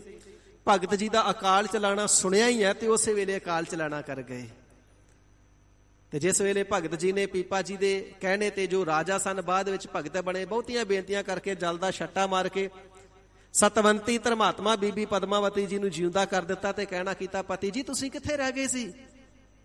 ਮੈਂ ਤਾਂ ਸਵਰਗ ਲੋਕ, ਇੰਦਰਪੁਰੀ, ਸ਼ਿਵਪੁਰੀ, ਬ੍ਰਹਮਪੁਰੀ, ਸੱਚਖੰਡ ਸਭ ਜਗ੍ਹਾ ਤੇ ਤੁਹਾਨੂੰ ਲੱਭਦੀ ਰਹੀ, ਤੁਹਾਡੇ ਕਿਧਰੇ ਦੀਦਾਰ ਨਹੀਂ ਹੋਏ। ਚੰਗਾ ਕੀਤਾ ਆਪਣੇ ਚਰਨਾਂ ਦੀ ਸੇਵਾ ਵਾਸਤੇ ਫਿਰ ਬੁਲਾ ਲਿਆ। ਪਿਆਰਿਓ, ਸਤੀਆਂ ਤੇ ਐਸੀਆਂ ਹੁੰਦੀਆਂ ਨੇ। ਇਸੇ ਪ੍ਰਕਾਰ ਸ੍ਰੀ ਗੁਰੂ ਅਮਰਦਾਸ ਸਾਹਿਬ ਜੀ ਨੂੰ ਬੇਨਤੀ ਕੀਤੀ ਸੱਚੇ ਪਾਤਸ਼ਾਹ, ਇਸ ਤੋਂ ਇਲਾਵਾ ਹੋਰ ਵੀ ਕੋਈ ਸਤੀਆਂ ਜਿਹੜੇ ਜਿਉਂਦੇ ਆ ਜੀ ਸਤ ਨੂੰ ਨਿਭਾਉਂਦੀਆਂ ਨੇ। ਤੇ ਪਾਤਸ਼ਾਹ ਜੀ ਨੇ ਫਰਮਾਵਣਾ ਕੀਤਾ, ਭੀ ਸੋ ਸਤੀਆ ਆਖੀਆਂ, ਉਹ ਵੀ ਇੱਕ ਸਤੀਆਂ ਆਖੀਆਂ ਜਾਂਦੀਆਂ ਨੇ। ਜਿਹੜੀਆਂ ਸਤੀਆਂ ਵਾਹਿਗੁਰੂ ਜੀ ਦੀਆਂ ਇਸਤਰੀਆਂ, ਜਗਿਆਸੂ ਰੂਪ ਇਸਤਰੀਆਂ ਅੰਮ੍ਰਿਤ ਵੇਲੇ ਉੱਠਦੀਆਂ ਨੇ, ਇਸ਼ਨਾਨ ਕਰਕੇ ਪਹਿਲਾਂ ਤਨ ਦੇ ਨਾਲ ਵਾਹਿਗੁਰੂ, ਪਾਣੀ ਦੇ ਨਾਲ ਤਨ ਦਾ ਇਸ਼ਨਾਨ, ਬਾਣੀ ਦੇ ਨਾਲ ਮਨ ਦਾ ਇਸ਼ਨਾਨ, ਵਾਹਿਗੁਰੂ ਜੀ ਦੇ ਵਿੱਚ ਸੁਰਤ ਇਕਾਗਰ ਕਰਕੇ ਜੁੜਦੀਆਂ ਨੇ ਤੇ ਭਾਣੇ ਨੂੰ ਮਿੱਠਾ ਕਰਕੇ ਮੰਨਦੀਆਂ ਨੇ। ਭੀ ਸੋ ਸਤੀਆ ਆਖੀਆਂ ਸੀਲ ਸੰਤੋਖ ਰਹਨ, ਸੇਵਨ ਸਾਈ ਆਪਣਾ ਨਿਤ ਉੱਠ ਸੰਭਾਲਨ। ਨਿਤਾ ਪ੍ਰਤੀ ਉੱਠ ਕੇ ਉਸ ਦੀ ਯਾਦ ਨੂੰ ਸੰਭਾਲਦੀਆਂ ਨੇ, ਨਾਮ ਨੂੰ ਸੰਭਾਲਦੀਆਂ, ਇੱਕ ਉਹ ਸਤੀਆਂ ਨੇ। ਇਸ ਪ੍ਰਕਾਰ ਕੱਲ ਅਖਰੀ ਸ਼ਬਦ, ਅਖਰੀ ਅਰਥ ਜਿਹੜੇ ਸ਼ਬਦ ਦੇ ਸਰਵਣ ਕੀਤੇ ਸਨ। ਜਿਹੜੀ ਬੀਬੀ ਚਿਖਾ ਵਿੱਚ ਸੜ ਮੋਈ ਸੀ ਤੇ ਸਤਿਗੁਰੂ ਜੀ ਨੇ ਖੰਡਨ ਕੀਤਾ। ਇਹ ਵੀ ਬੇਨਤੀ ਕਰਦੇ ਹਾਂ, ਜਿਸ ਵੇਲੇ ਬਾਦਸ਼ਾਹ ਅਕਬਰ ਸਤਿਗੁਰੂ ਸ੍ਰੀ ਗੁਰੂ ਅਮਰਦਾਸ ਸੱਚੇ ਪਾਤਸ਼ਾਹ ਜੀ ਦੇ ਦਰਬਾਰ ਵਿਖੇ ਆਇਆ, ਸਿੱਖਾਂ ਦੇ ਨਾਲ ਲੰਗਰ ਵਿੱਚ ਬੈਠ ਕਰਕੇ ਪ੍ਰਸ਼ਾਦਾ ਛਕਿਆ, ਬੜਾ ਆਨੰਦਿਤ ਹੋਇਆ। 84 ਪਿੰਡਾਂ ਦੀ ਜਗੀਰ ਬੀਬੀ ਭਾਨੀ ਜੀ ਦੇ ਨਾਮ ਤੇ ਲਗਾਵਣਾ ਕੀਤੀ, ਕਿਉਂਕਿ ਸਤਿਗੁਰੂ ਜੀ ਨੇ ਇਨਕਾਰ ਕਰ ਦਿੱਤਾ। ਕਹਿਣ ਲੱਗਾ ਜੀ ਲੰਗਰ ਵਾਸਤੇ ਜਗੀਰ। ਮਹਾਰਾਜ ਜੀ ਕਹਿੰਦੇ ਜਿਹੜੇ ਲੰਗਰ ਨੇ ਜਗੀਰਾਂ ਨਾਲ ਨਹੀਂ ਚੱਲਿਆ ਕਰਦੇ, ਇਹ ਸਾਧ ਸੰਗਤ ਦੇ ਦਸਵੰਧ ਦੇ ਨਾਲ, ਇਹ ਤੇ ਪੈਸੇ ਪੈਸੇ ਟਕੇ ਟਕੇ ਆਨੇ ਆਨੇ ਦੇ ਨਾਲ ਚੱਲਣਗੇ, ਬਾਦਸ਼ਾਹੀ ਜਗੀਰਾਂ ਦੇ ਨਾਲ ਨਹੀਂ। ਤੇਰੀ ਜਗੀਰ ਪ੍ਰਵਾਨ ਨਹੀਂ। ਬਾਦਸ਼ਾਹ ਨਿੰਮੋ ਚੂਣਾ ਹੋ ਗਿਆ ਜੀ, ਮੇਰੀ ਭੇਟਾ ਹੀ ਗੁਰੂ ਘਰ ਚ ਪ੍ਰਵਾਨ ਨਹੀਂ। ਮਹਾਰਾਜ ਮੇਰੀ ਸ਼ਰਧਾ ਏ। ਕਹਿਣ ਲੱਗੇ ਭਾਵੇਂ ਸ਼ਰਧਾ ਏ ਪਰ ਲੰਗਰ ਜਗੀਰਾਂ ਨਾਲ ਨਹੀਂ ਚੱਲਦੇ। ਫਿਰ ਕਹਿਣ ਲੱਗਾ ਸੱਚੇ ਪਾਤਸ਼ਾਹ, ਆਪ ਜੀ ਦੀ ਬੇਟੀ ਏ ਬੀਬੀ ਭਾਨੀ, ਉਹ ਜਿਹੋ ਜਿਹੀ ਆਪ ਜੀ ਦੀ ਬੇਟੀ ਉਹੋ ਜੀ ਮੇਰੀ ਬੇਟੀ, ਬੇਟੀਆਂ ਤੇ ਸਾਂਝੀਆਂ ਹੀ ਹੁੰਦੀਆਂ ਨੇ। ਹੁਣ ਇਹ ਜਗੀਰ ਮੈਂ ਆਪਣੀ ਬੇਟੀ ਨੂੰ ਦੇ ਰਿਹਾ। ਫਿਰ ਬੀਬੀ ਭਾਨੀ ਜੀ ਦੀ ਨਾਮ ਤੇ 84 ਪਿੰਡਾਂ ਦਾ ਪਟਾ, 84 ਪਿੰਡਾਂ ਦੀ ਜਗੀਰ ਬਾਦਸ਼ਾਹ ਨੇ ਲਗਾਵਣਾ ਕੀਤੀ ਸੀ। ਤੇ ਸਤਿਗੁਰੂ ਸੱਚੇ ਪਾਤਸ਼ਾਹ ਜੀ ਨੂੰ ਪੁੱਛਦਾ, ਮਹਾਰਾਜ ਆਪ ਜੀ ਨੇ ਜਗੀਰ ਤੇ ਲੰਗਰ ਵਾਸਤੇ ਪ੍ਰਵਾਨ ਨਹੀਂ ਕੀਤੀ, ਪਰ ਮੇਰੀ ਦਿਲੀ ਖੁਆਹਿਸ਼ ਹੈ ਆਪ ਜੀ ਦੀ ਕੋਈ ਸੇਵਾ ਕਮਾਵਾਂ, ਮੇਰੇ ਪ੍ਰਤੀ ਕੋਈ ਹੁਕਮ ਤਾਂ ਕਰੋ। ਤੇ ਸਤਿਗੁਰੂ ਅਮਰਦਾਸ ਸੱਚੇ ਪਾਤਸ਼ਾਹ ਜੀ ਨੇ ਫਿਰ ਹੁਕਮ ਦੇਣਾ ਕੀਤਾ ਸੀ, ਬਾਦਸ਼ਾਹ ਸਾਡਾ ਹੁਕਮ ਇਹ ਹੈ, ਜਿਹੜੀ ਬੜੀ ਖੋਟੀ ਕੁਰੀਤੀ ਚੱਲਦੀ ਹੈ ਨਾ, ਬੀਬੀਆਂ ਚਿਖਾ ਤੇ ਸੜ ਮਰਦੀਆਂ ਨੇ, ਕਾਨੂੰਨ ਬਣਾ ਦੇ ਕੋਈ ਬੀਬੀ ਪਤੀ ਦੀ ਚਿਖਾ ਦੇ ਉੱਪਰ ਸੜ ਕੇ ਨਹੀਂ ਮਰੇਗੀ। ਸਤਿਗੁਰੂ ਜੀ ਨੇ ਹੁਕਮ ਦੇ ਕਰਕੇ ਬਾਦਸ਼ਾਹ ਦੇ ਪਾਸੋਂ ਕਾਨੂੰਨ ਬਣਾ ਦਿੱਤਾ ਸੀ ਕਿ ਕੋਈ ਬੀਬੀ ਚਿਖਾ 'ਚ ਸੜ ਕੇ ਨਹੀਂ ਮਰੇਗੀ। ਇਹ ਬੀਬੀਆਂ ਦੇ ਉੱਪਰ ਜ਼ੁਲਮ ਵੀ ਹੈ, ਧੱਕਾ ਵੀ ਹੈ, ਕਿਉਂਕਿ ਜਿਹੜੀਆਂ ਹੱਥ ਨਾਲ ਸੜ ਜਾਂਦੀਆਂ ਠੀਕ, ਜਿਹੜੀਆਂ ਨਹੀਂ ਸਨ ਸੜਦੀਆਂ ਚੁੱਕ ਕੇ ਚਿਖਾ 'ਚ ਸੁੱਟ ਦਿੱਤੀਆਂ ਜਾਂਦੀਆਂ ਸਨ। ਤੇਰਾ ਪਤੀ ਮਰ ਗਿਆ, ਹੁਣ ਤੇਰਾ ਕਾਹਦਾ ਜਿਉਣਾ, ਤੇਰਾ ਜਿਉਣ ਦਾ ਕੋਈ ਕੰਮ ਨਹੀਂ, ਕੋਈ ਹੱਜ ਨਹੀਂ, ਸਾੜ ਦਿੱਤਾ ਜਾਂਦਾ ਸੀ। ਤੇ ਮਹਾਰਾਜ ਸਾਹਿਬ ਜੀ ਨੇ ਹੁਕਮ ਦੇ ਕਰਕੇ ਕਾਨੂੰਨ ਬਣਾ ਕਰਕੇ ਇਸ ਸਤੀ ਪ੍ਰਥਾ ਨੂੰ ਬੰਦ ਕਰਵਾਉਣਾ ਕੀਤਾ ਸੀ। ਇਹ ਸਤਿਗੁਰੂ ਜੀ ਦਾ ਵੱਡਾ ਭਾਰੀ ਪਰਉਪਕਾਰ ਸੀ। ਇਸ ਪ੍ਰਕਾਰ ਸਾਧ ਸੰਗਤ ਜੀ, ਇਸੇ ਹੀ ਸ਼ਬਦ ਦਾ ਜੋ ਅੰਤਰੀਵ ਭਾਵ ਹੈ ਸਤਿਗੁਰੂ ਸੱਚੇ ਪਾਤਸ਼ਾਹ ਜੀ ਕਿਰਪਾ ਕਰਕੇ ਬਖਸ਼ਿਸ਼ ਕਰ ਰਹੇ ਹਨ। ਸਰਵਣ ਕਰੀਏ। ਕਲ ਯੁਗ ਮੈਂ ਹੈ ਮਿਲ ਆਏ ਸੰਜੋਗ। ਸਤਿਗੁਰੂ ਸੱਚੇ ਪਾਤਸ਼ਾਹ ਜੀ ਬਚਨ ਕਰਨਾ ਕਰਦੇ ਨੇ, ਪਿਆਰਿਓ ਸਭਨਾ ਦਾ ਪਤੀ ਹੈ ਇੱਕ ਵਾਹਿਗੁਰੂ, ਠਾਕੁਰ ਏਕ ਸਬਾਈ ਨਾਰ। ਤੇ ਜਿਹੜੇ ਮਹਾਤਮਾ ਨੇ, ਜਿਹੜੇ ਜਗਿਆਸੂ ਨੇ, ਨਾਮ ਦੇ ਰਸੀਏ ਨੇ ਨਾ, ਉਸ ਵਾਹਿਗੁਰੂ ਜੀ ਦੀਆਂ ਪਤਨੀਆਂ ਨੇ। ਭਾਵੇਂ ਕਿ ਜਿਤਨੇ ਵੀ ਸਰੀਰ ਨੇ ਸਾਰੀਆਂ ਦਾ ਖਸਮ ਵਾਹਿਗੁਰੂ ਤੇ ਸਾਰੀਆਂ ਹੀ ਉਸ ਦੀਆਂ ਪਤਨੀਆਂ ਨੇ। ਤੇ ਸਾਧੂ ਮਹਾਤਮਾ ਸਤ ਪਰਤਗੀ ਅਖਵਾਉਂਦੇ ਨੇ, ਕਲ ਯੁਗ ਮਹਿ ਆਏ ਸੰਜੋਗ। ਪੂਰਬਲੇ ਜਨਮਾਂ ਦੇ ਸੰਜੋਗ ਕਰਕੇ ਕਲਾ ਦੇ ਇਸ ਯੁੱਗ ਦੇ ਅੰਦਰ, ਯੁੱਗ ਇਸ ਪ੍ਰਪੰਚ ਸੰਸਾਰ ਦੇ ਅੰਦਰ ਕਰਮਾਂ ਦੇ ਸੰਜੋਗ ਵਸ ਮਨੁੱਖਾ ਸਰੀਰ ਮਹਾਤਮਾ ਨੂੰ, ਸਾਧੂਆਂ ਨੂੰ ਪ੍ਰਾਪਤ ਹੋਇਆ। ਜਿਚਰ ਆਗਿਆ ਤਿਚਰ ਭੋਗਹਿ ਭੋਗ। ਜਿਚਰ ਜਿਤਨਾ ਸਮਾਂ ਤੱਕ ਵਾਹਿਗੁਰੂ ਜੀ ਦੀ ਆਗਿਆ ਹੈ, ਰਜ਼ਾ ਹੈ, ਹੁਕਮ ਹੈ, ਉਤਨਾ ਸਮਾਂ ਸਰੀਰ ਦੇ ਅੰਦਰ ਰਹਿ ਕਰਕੇ ਛਕਣ ਇਤਿਆਦਿਕ ਪਦਾਰਥਾਂ ਦੇ ਭੋਗਾਂ ਨੂੰ ਸਾਧੂ ਮਹਾਤਮਾ ਵੀ ਭੋਗਣਾ ਕਰਦੇ ਨੇ। ਜੋ ਵਾਹਿਗੁਰੂ ਜੀ ਨੇ ਰਿਜ਼ਕ ਦਿੱਤਾ ਹੈ, ਚਾਹੇ ਉਹ ਡਾਲੀ ਕਰਕੇ ਹੈ, ਚਾਹੇ ਉਹ ਭਿਕਸ਼ਾ ਮੰਗ ਕੇ ਹੈ, ਜਿੱਥੇ ਜਿੱਥੇ ਵਾਹਿਗੁਰੂ ਜੀ ਨੇ ਕਿਰਪਾ ਕਰਕੇ ਕਰਮਾਂ ਦੇ ਸੰਜੋਗ ਵਾਸਤੇ ਰਿਜ਼ਕ ਲਿਖ ਦਿੱਤਾ, ਉਥੋਂ ਛਕਣਾ ਕਰਦੇ ਪਦਾਰਥਾਂ ਦੇ ਛਕਣ ਰੂਪੀ ਭੋਗਾਂ ਨੂੰ ਭੋਗਦੇ ਹਨ। ਜਲੈ ਨ ਪਾਈਐ RAM ਸਨੇਹੀ। ਹੁਣ ਵਾਹਿਗੁਰੂ ਜੀ ਨੇ ਸਰੀਰ ਦਿੱਤਾ, ਮਨੁੱਖਾ ਸਰੀਰ ਦਿੱਤਾ, ਵੱਡੀ ਭਾਰੀ ਬਖਸ਼ਿਸ਼ ਹੈ।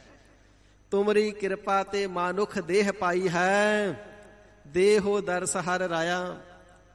ਤੇ ਸਰੀਰ ਦੀ ਪ੍ਰਾਪਤੀ ਇਸ ਕਰਕੇ ਹੈ, ਭਾਈ ਪ੍ਰਾਪਤ ਮਾਨੁਖ ਦੇਹੁਰੀਆ। ਸਾਧ ਸੰਗਤ ਜੀ, ਇਹ ਪਾਠ ਦੇਹੁਰੀਆ ਕਰਨਾ ਹੈ। ਕਈ ਵਾਰ ਅਣਭੋਲੀ ਗੁਰਸਿੱਖ ਵੀਰ ਪਾਠ ਕਰ ਜਾਂਦੇ ਦੇਹੁਰੀਆ। ਹੁਰਾ ਨਾਮ ਮੁੱਕੇ ਦਾ ਘਸੁੰਦਾ ਹੁੰਦਾ, ਦੇਹੁਰੀਆ ਮੁੱਕੇ ਨਹੀਂ ਹੈ ਇੱਥੇ ਅਰਥ। ਇੱਥੇ ਪਾਠ ਹੈ ਦੇਹੁਰੀਆ, ਭਾਵ ਸਰੀਰ ਜਿਹੜੀ ਮਨੁੱਖਾ ਦੇਹੀ ਦੀ ਪ੍ਰਾਪਤੀ ਹੋਈ ਹੈ। ਗੋਬਿੰਦ ਮਿਲਣ ਕੀ ਇਹ ਤੇਰੀ ਬਰੀਆ। ਵਾਹਿਗੁਰੂ ਜੀ ਦੀ ਬੰਦਗੀ ਕਰਕੇ ਵਾਹਿਗੁਰੂ ਜੀ ਦੀ ਪ੍ਰਾਪਤੀ ਕਰਨੀ ਸੀ, ਪਰ ਸਤ ਪਰਤਗੀ ਅਖਾਉਣ ਵਾਲੇ ਮਹਾਤਮਾ ਵੀ ਬੰਦਗੀ ਦੇ ਮਾਰਗ ਤੋਂ ਭਟਕ ਗਏ, ਜਲ ਧਾਰੇ ਕਰਨ ਲੱਗ ਗਏ, ਧੋਤੀ ਨੇਤੀ ਨਿਉਲੀ ਕਰਮ ਕਰਨ ਲੱਗ ਗਏ। ਸੋ 101 ਘੜੇ ਦਾ ਪਾਣੀ ਸਿਰ ਵਿੱਚ ਧਾਰਾ ਬਣਾ ਕਰਕੇ ਪਵਾਉਣਾ ਜਲ ਧਾਰਾ ਕਿਹਾ ਜਾਂਦਾ ਸੀ। 5 ਧੂਣੀਆਂ, 4 ਧੂਣੀਆਂ ਚਾਰੇ ਦਿਸ਼ਾ ਤੇ, 5ਵੀਂ ਸੂਰਜ ਦੀ ਧੁੱਪ ਪੈਣੀ ਜੇਠ ਦੇ ਮਹੀਨੇ ਵਿੱਚ ਵੀ, ਇਸ ਨੂੰ 5 ਧੂਣੀਆਂ ਕਿਹਾ ਜਾਂਦਾ ਸੀ। ਇਵੇਂ ਬੈਠ ਕਰਕੇ ਤਪ ਸਾਧਨਾ, ਪਾਣੀ ਦੇ ਵਿੱਚ ਬੈਠ ਜਾਣਾ, ਗੋਦਾ ਮਾਰਗ ਰਾਹੀਂ ਅੰਦਰ ਨੂੰ ਪਾਣੀ ਖਿੱਚ ਕਰਕੇ ਅੰਦਰੋਂ ਨਾਲੀਆਂ ਆਂਦਰਾਂ ਧੋਣੀਆਂ, ਇਸ ਨੂੰ ਧੋਤੀ ਕਿਹਾ ਜਾਂਦਾ ਹੈ। ਇਵੇਂ ਨਿਉਲੀ ਕਰਮ, ਦੰਦਾਂ ਦੇ ਵਿੱਚ ਇੱਕ ਕੱਪੜੇ ਨੂੰ ਫਸਾ ਕਰਕੇ ਰੋਜ਼ ਨਿਗਲਦੇ ਜਾਣਾ, 40 ਦਿਨ ਨਿਗਲਦੇ ਜਾਣਾ, ਫਿਰ ਖਿੱਚ ਲੈਣਾ, ਇਸ ਨੂੰ ਇਸੇ ਪ੍ਰਕਾਰ ਨੇਤੀ ਕਿਹਾ ਜਾਂਦਾ। ਇੱਕ ਨੱਕ ਰਾਹੀਂ ਸੂਤਰ ਦਾ ਧਾਗਾ ਡੋਰੀ ਪਾ ਕੇ ਦੂਜੇ ਰਾਹੀਂ ਖਿੱਚਣਾ, ਜਿਵੇਂ ਦੁੱਧ ਰਿੜਕੀਦਾ ਜਾਂ ਦਹੀਂ ਰਿੜਕੀਦਾ ਨਾ ਮੱਖਣ ਕੱਢਣ ਵੇਲੇ, ਐਵੇਂ ਡੋਰੀ ਨੂੰ ਖੱਬੇ ਸੱਜੇ ਖਿੱਚ ਕੇ ਨੱਕ ਦੀਆਂ ਅੰਦਰੋਂ ਨਾੜੀਆਂ ਸਾਫ਼ ਕਰਨੀਆਂ, ਇਸ ਨੂੰ ਵੀ ਨੇਤੀ ਕਿਹਾ ਜਾਂਦਾ। ਐਸੇ ਜਿਹੜੇ ਕਰਮ ਨੇ ਹੱਠ ਜੋਗ ਇਤਿਆਦਿਕ ਦੇ ਅੰਦਰ ਕੀਤੇ ਜਾਂਦੇ ਸਨ। ਹਜ਼ੂਰ ਫਰਮਾਉਂਦੇ, ਜਿਸ ਕਾਰਜ ਵਾਸਤੇ ਮਨੁੱਖਾ ਦੇਹੀ ਮਿਲੀ ਸੀ ਉਹ ਤੇ ਕਾਰਜ ਕੀਤਾ ਨਹੀਂ। ਦੇਹੀ ਕਾਹਦੇ ਲਈ ਮਿਲੀ ਹੈ? ਅਬ ਕਲੂ ਆਇਓ ਰੇ, ਇੱਕ ਨਾਮ ਬੋਵਹ ਬੋਵਹੁ ਅਨਰੂਤ ਨਾਹੀ ਨਾਹੀ। ਹੁਣ ਇਹ ਜਲ ਧਾਰੇ ਕਰਨੇ ਦੀ ਰੁੱਤ ਨਹੀਂ, 5 ਧੂਣੀਆਂ ਦੀ ਰੁੱਤ ਨਹੀਂ, ਪੁੱਠੇ ਲਟਕਣੇ ਦੀ ਰੁੱਤ ਨਹੀਂ, ਜੰਗਲਾਂ ਵਿੱਚ ਜਾ ਕੇ ਬੈਠਣੇ ਦੀ ਰੁੱਤ ਨਹੀਂ, ਇਸੇ ਪ੍ਰਕਾਰ ਸੰਨਿਆਸੀ ਹੋਣੇ ਦੀ ਰੁੱਤ ਨਹੀਂ। ਇਹ ਰੁੱਤ ਹੈ ਕਰਮਾ ਰੂਪੀ ਭੂਮੀ ਦੇ ਅੰਦਰ ਅਥਵਾ ਸਰੀਰ ਰੂਪੀ ਭੂਮੀ ਦੇ ਅੰਦਰ ਨਾਮ ਬੀਜਣ ਦੀ। ਹੁਣ ਰੁੱਤ ਨਾਮ ਬੀਜਣ ਦੀ ਹੈ, ਤੇ ਬੀਜੀ ਕੋਈ ਹੋਰ ਸਾਧਨ ਜਾਵੇ, ਬੀਜੀ ਕੋਈ ਹੱਠ ਜੋਗ ਜਾਵੇ। ਤੇ ਸਤਿਗੁਰੂ ਜੀ ਫਰਮਾਉਂਦੇ ਨੇ, ਕੁਰੁੱਤਾ ਬੀਜ ਬੀਜੈ ਨਹੀਂ ਜੰਮੈ। ਜਿਸ ਫਸਲ ਨੂੰ ਬੀਜਣ ਦੀ ਰੁੱਤ ਹੋਵੇ ਉਸੇ ਦਾ ਬੀਜ ਬੀਜਿਆ ਜਾਵੇ ਤੇ ਫਲੀਭੂਤ ਹੁੰਦਾ ਹੈ। ਰੁੱਤ ਕੋਈ ਹੋਰ ਹੋਵੇ, ਬੀਜ ਕੋਈ ਹੋਰ ਬੀਜ ਗਏ ਤੇ ਉਹ ਬੀਜਿਆ ਹੋਇਆ ਬੀਜ ਫਲੀਭੂਤ ਨਹੀਂ ਹੁੰਦਾ, ਪੂਰਾ ਲਾਭ ਨਹੀਂ ਦਿੰਦਾ। ਇਸੇ ਪ੍ਰਕਾਰ ਸਾਧ ਸੰਗਤ ਜੀ, ਹੁਣ ਰੁੱਤ ਹੈ ਨਾਮ ਬੀਜਣ ਦੀ। ਜੇ ਕੋਈ ਹੱਠ ਜੋਗ ਬੀਜੀ ਜਾਵੇ, 5 ਧੂਣੀਆਂ ਦਾ ਸੇਕ ਸਰੀਰ ਦੇ ਉੱਪਰ ਸਹਾਰੀ ਜਾਵੇ, ਤੇ ਹਜ਼ੂਰ ਫਰਮਾਉਂਦੇ ਇਹ ਤੇ ਰੁੱਤੀ ਨਹੀਂ, ਇਹ ਤੇ ਬਹਾਰ ਹੀ ਨਹੀਂ, ਇਹ ਤੇ ਮੌਸਮ ਹੀ ਨਹੀਂ। ਇਸ ਕਰਕੇ ਇਸ ਦਾ ਫਲ ਨਹੀਂ ਮਿਲੇਗਾ, ਮਹਾਤਮ ਪ੍ਰਾਪਤ ਨਹੀਂ ਹੋਵੇਗਾ।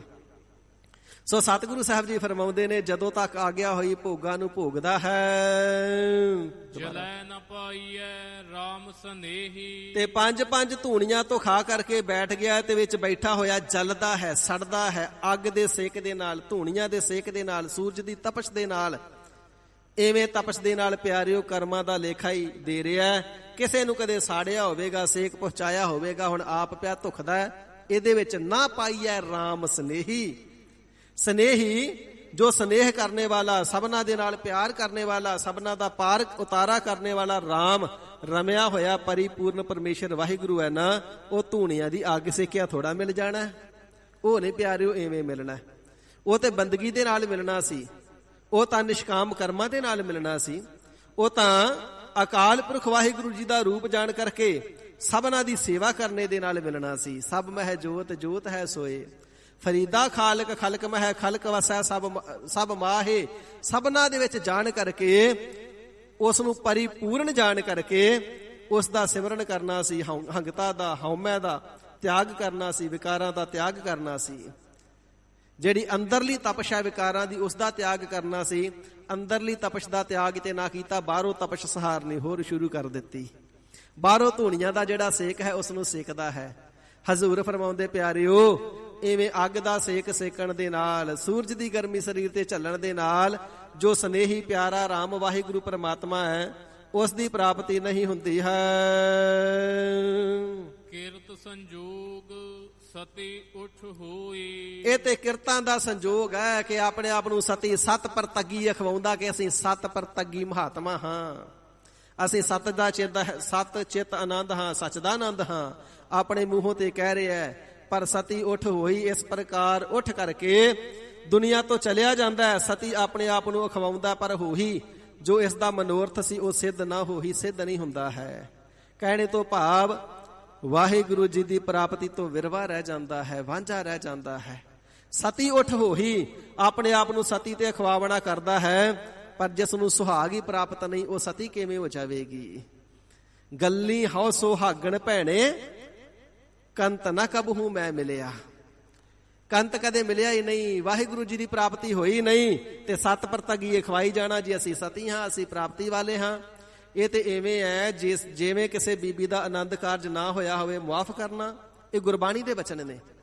ਗੱਲੀ ਹਉ ਸੁਹਾਗਣ ਭੈਣੇ, ਸਹੇਲੀਆਂ ਦੇ ਨਾਲ ਬੈਠੀ ਐ, ਸੁਹਾਗਵਤੀ ਬੀਬੀਆਂ ਕਹਿੰਦੀਆਂ, ਭੈਣੇ ਤੂੰ ਵੀ ਸੁਹਾਗ ਨੂੰ ਪ੍ਰਾਪਤ ਕਰ, ਤੂੰ ਵੀ ਸੁਹਾਗ ਦੀ ਆਪਣੇ ਪਤੀ ਦੀ ਖੁਸ਼ੀ ਪ੍ਰਾਪਤ ਕਰ, ਪਤੀ ਦੀ ਸੇਵਾ ਕਰੇਂਗੀ, ਤੇਰਾ ਜਨਮ ਸਫਲਾ ਹੋ ਜਾਵੇਗਾ। ਪ੍ਰਾਪਤੀ ਵਾਲੀ ਉਹ ਕਰਕੇ ਤੇ ਜਿਸ ਨੂੰ ਪਤੀ ਦੀ ਪ੍ਰਾਪਤੀ ਨਹੀਂ, ਕਹਿਣ ਲੱਗੀ ਪਤੀ ਭਾਵੇਂ ਪ੍ਰਾਪਤ ਨਹੀਂ, ਪਤੀ ਦਾ ਕਦੇ ਮੂੰਹ ਵੀ ਨਹੀਂ ਦੇਖਿਆ, ਪਰ ਮੈਂ ਸੁਹਾਗਣ ਹੀ ਐ, ਸਰੀਰ ਦੀ ਕਿਰਿਆ ਸੁਹਾਗਣਾ ਵਾਲੀ ਮੈਂ ਸਾਰੀ ਹੀ ਕਰਦੀ ਆ। ਤੇ ਪਿਆਰੇ ਉਹ ਲਾਂਤਾ ਖੱਟ ਸਕਦੀ ਏ ਵੇ ਵਿਚਾਰਨ ਤੇ ਹੋ ਸਕਦੀ ਹੈ, ਸਤਵੰਤੀ ਨਹੀਂ। ਇਵੇਂ ਹੀ ਰੱਬ ਮਿਲਿਆ ਹੀ ਨਹੀਂ, ਰੱਬ ਪਤੀ ਵਾਹਿਗੁਰੂ ਪਰਮਾਤਮਾ ਜੀ ਦਾ ਮਿਲਾਪ ਹੋਇਆ ਹੀ ਨਹੀਂ, ਦਰਸ਼ਨ ਕਦੇ ਹੋਇਆ ਹੀ ਨਹੀਂ। ਤੇ ਸਤ ਪਰਤਗੀ ਅਖਵਾਉਣਾ, ਅਸੀਂ ਅਹੰ ਬ੍ਰਹਮੰਸੀ, ਅਸੀਂ ਹੀ ਬ੍ਰਹਮ ਸਰੂਪ ਹਾਂ, ਅਸੀਂ ਸੱਚ ਦਾ ਆਨੰਦ ਹਾਂ, ਅਸੀਂ ਸਤ ਚਿਤ ਆਨੰਦ ਸਰੂਪ ਹਾਂ। ਸਤ ਪਰਤਗੀ ਅਖਵਾਉਣਾ ਹਜ਼ੂਰ ਫਰਮਾਵਣਾ ਕਰਦੇ ਨੇ, ਕਾਰਜ ਤੇ ਸਿੱਧ ਹੋਇਆ ਨਹੀਂ ਪਿਆਰਿਓ। ਇਸ ਪ੍ਰਕਾਰ ਇਹ ਸਤੀਆਂ ਨਹੀਂ ਅਖਵਾ ਸਕਦੀਆਂ, ਸਤੀਆਂ ਅਖਵਾਉਣ ਦਾ ਹੱਕ ਨਹੀਂ ਰੱਖ ਸਕਦੀਆਂ। ਐਸੀਆਂ ਮਹਾਤਮਾ ਰੂਪ ਸਖੀਆਂ ਵੀ ਜੇਕਰ ਪਤੀ ਦੀ ਪ੍ਰਾਪਤੀ ਨਹੀਂ, ਬੰਦਗੀ ਤੋਂ ਹੀਣੀਆਂ ਨੇ, ਸਿਮਰਨ ਤੋਂ ਹੀਣੀਆਂ ਨੇ, ਨਾਮ ਦੇ ਪਿਆਰ ਤੋਂ ਹੀਣੀਆਂ ਨੇ, ਧੂਣੀਆਂ ਤੋਂ ਖਾ ਕਰਕੇ ਅੱਗ ਦੇ ਸੇਕ ਦੇ ਨਾਲ ਸਤੀਆਂ ਨਹੀਂ ਹੋਇਆ ਜਾਣਾ। ਰਹਾਉ ਵਿਸ਼ਰਾਮ ਦੇ ਕਰਕੇ ਸਾਹਿਬ ਜੀ ਫਰਮਾਨ ਕਰਦੇ ਹਨ ਜੀ, ਦੇਖਾ ਦੇਖੀ ਮਨ ਹਠ ਜਲ ਜਾਈਐ। ਇਹ ਕੋਈ ਭਗਤੀ ਦਾ ਪਿਆਰ ਥੋੜਾ, ਇਹ ਤੇ ਦੇਖਾ ਦੇਖੀ ਦੀ ਸਿੱਖੀ ਹੈ। ਦੇਖਿਆ ਫਲਾਣੇ ਮਹਾਤਮਾ ਨੇ 4 ਧੂਣੀਆਂ ਦਿਖਾਈਆਂ ਤੇ ਆ ਕੇ ਆਪ ਵੀ ਦਿਖਾ ਲੀਆਂ, ਮਨ ਦਾ ਹੱਠ ਕਰ ਲਿਆ, ਸੇਕ ਲੱਗਦਾ, ਬੈਠਾ ਨਹੀਂ ਜਾਂਦਾ, ਉੱਠਣ ਨੂੰ ਚਿੱਤ ਕਰਦਾ, ਮੁੜਕੋ ਮੁੜਕੀ ਸਰੀਰ ਹੋ ਗਿਆ, ਪਸੀਨੋ ਪਸੀਨੀ ਹੋ ਗਿਆ, ਸਿਰ ਤੋਂ ਪੈਰਾਂ ਤੱਕ ਪਸੀਨਾ ਚੋ ਗਿਆ, ਮਨ ਕਰਦਾ ਉੱਠ ਜਾਈਏ, ਪਰ ਮਨ ਦਾ ਹੱਠ ਕਰ ਲਿਆ, ਜੇ ਮੈਂ ਉੱਠ ਗਿਆ ਨਾ ਦੂਜੇ ਬੈਠੇ ਮੇਰੀ ਨਰਾਦਰੀ ਹੋ ਜਾਣੀ ਏ। ਆਇਆ ਸੀ 5 ਧੂਣੀਆਂ ਦਿਖਾਉਣ, ਉੱਠ ਕੇ ਚਲਿਆ ਵੀ ਗਿਆ, ਫਿਰ ਮਿਹਣੇ ਦਾ ਡਰ ਹੈ। ਇਸ ਕਰਕੇ ਮਨ ਹੱਠ ਜਲ ਜਾਈਏ, ਮਨ ਦੇ ਹੱਠ ਕਰਕੇ ਹੀ ਧੂਣੀਆਂ ਦੇ ਸੇਕ ਦੇ ਵਿੱਚ ਜਲ ਜਾਈਏ। ਜਲਦਾ ਹੈ, ਸੜਦਾ ਹੈ, ਕੱਢਦਾ ਹੈ, ਝੁਰਦਾ ਹੈ, ਪਛਤਾਤਾਪ ਵੀ ਕਰਦਾ, ਪਰ ਸ਼ਰਮ ਦਾ ਮਾਰਿਆ ਉੱਠਦਾ ਨਹੀਂ ਹੈ। ਪ੍ਰਿਯ ਸੰਗ ਨਾ ਪਾਵੈ ਬਹੁ ਜੋਨ ਭਵਾਈਐ। ਤੇ ਪਿਆਰਿਓ ਐਵੇਂ ਧੂਣੀਆਂ ਤੋਂ ਖਾ ਕਰਕੇ ਅੱਗ ਸੇਕਣ ਦੇ ਨਾਲ ਪ੍ਰਿਯ ਸੰਗ ਨਾ ਪਾਈਐ। ਪਿਆਰੇ ਪਤੀ ਪਰਮੇਸ਼ਰ ਵਾਹਿਗੁਰੂ ਜੀ ਦਾ ਸੰਗ ਸੰਗੀ ਹੋ ਜਾਣਾ ਨਹੀਂ ਪਾਉਂਦਾ ਹੈ, ਉਸ ਦੀ ਸੰਗਤ ਨੂੰ ਨਹੀਂ ਪਾਉਂਦਾ ਹੈ, ਉਸ ਦੀ ਪ੍ਰਾਪਤੀ ਰੂਪੀ ਸੰਗਤ ਨੂੰ ਨਹੀਂ ਪਾਉਂਦਾ ਹੈ। ਤੇ ਵਾਹਿਗੁਰੂ ਜੀ ਦੀ ਬੰਦਗੀ ਤੋਂ ਹੀਣਾ ਹੀ ਰਹਿ ਜਾਂਦਾ ਹੈ, ਜਨਮ ਅੱਗ ਸੇਕਦਾ ਹੀ ਕੱਢ ਦਿੰਦਾ ਹੈ। ਤੇ ਹਜ਼ੂਰ ਫਰਮਾਉਂਦੇ ਨੇ ਫਿਰ ਬਹੁਤ ਜੋਨ ਨੇ ਭਵਾਈਆ, ਐਸੇ ਸਤ ਪਰਤਗੀ ਅਖਵਾਉਣ ਵਾਲੇ ਨੂੰ ਵੀ ਫਿਰ ਬਹੁਤ ਜੂਨਾਂ ਚ ਭਰਮਾਇਆ ਜਾਂਦਾ ਹੈ।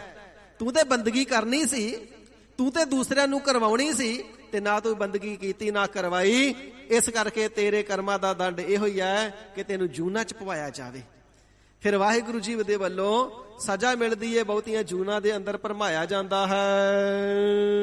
ਸੀਲ ਸੰਜਮ ਪ੍ਰਿਯ ਆਗਿਆ ਮਾਨੈ। ਹਜ਼ੂਰ ਕਿਹੜੇ ਉਹ ਸਾਧੂ ਨੇ, ਕਿਹੜੇ ਮਹਾਤਮਾ ਨੇ, ਕਿਹੜੀਆਂ ਸਖੀਆਂ ਸਹੇਲੀਆਂ ਨੇ, ਵਾਹਿਗੁਰੂ ਜੀ ਦੀਆਂ ਪਿਆਰੀਆਂ, ਉਸ ਦੀਆਂ ਧਰਮ ਸਪਤਨੀਆਂ, ਉਸ ਦੀਆਂ ਨਾਰੀਆਂ, ਜਗਿਆਸੂ ਰੂਪ ਇਸਤਰੀਆਂ, ਜਿਹੜੀਆਂ ਜਨਮ ਸਫਲਾ ਕਰਕੇ ਵਾਹਿਗੁਰੂ ਜੀ ਦੀ ਪ੍ਰਾਪਤੀ ਵਾਲੀਆਂ ਹੋ ਜਾਂਦੀਆਂ ਨੇ।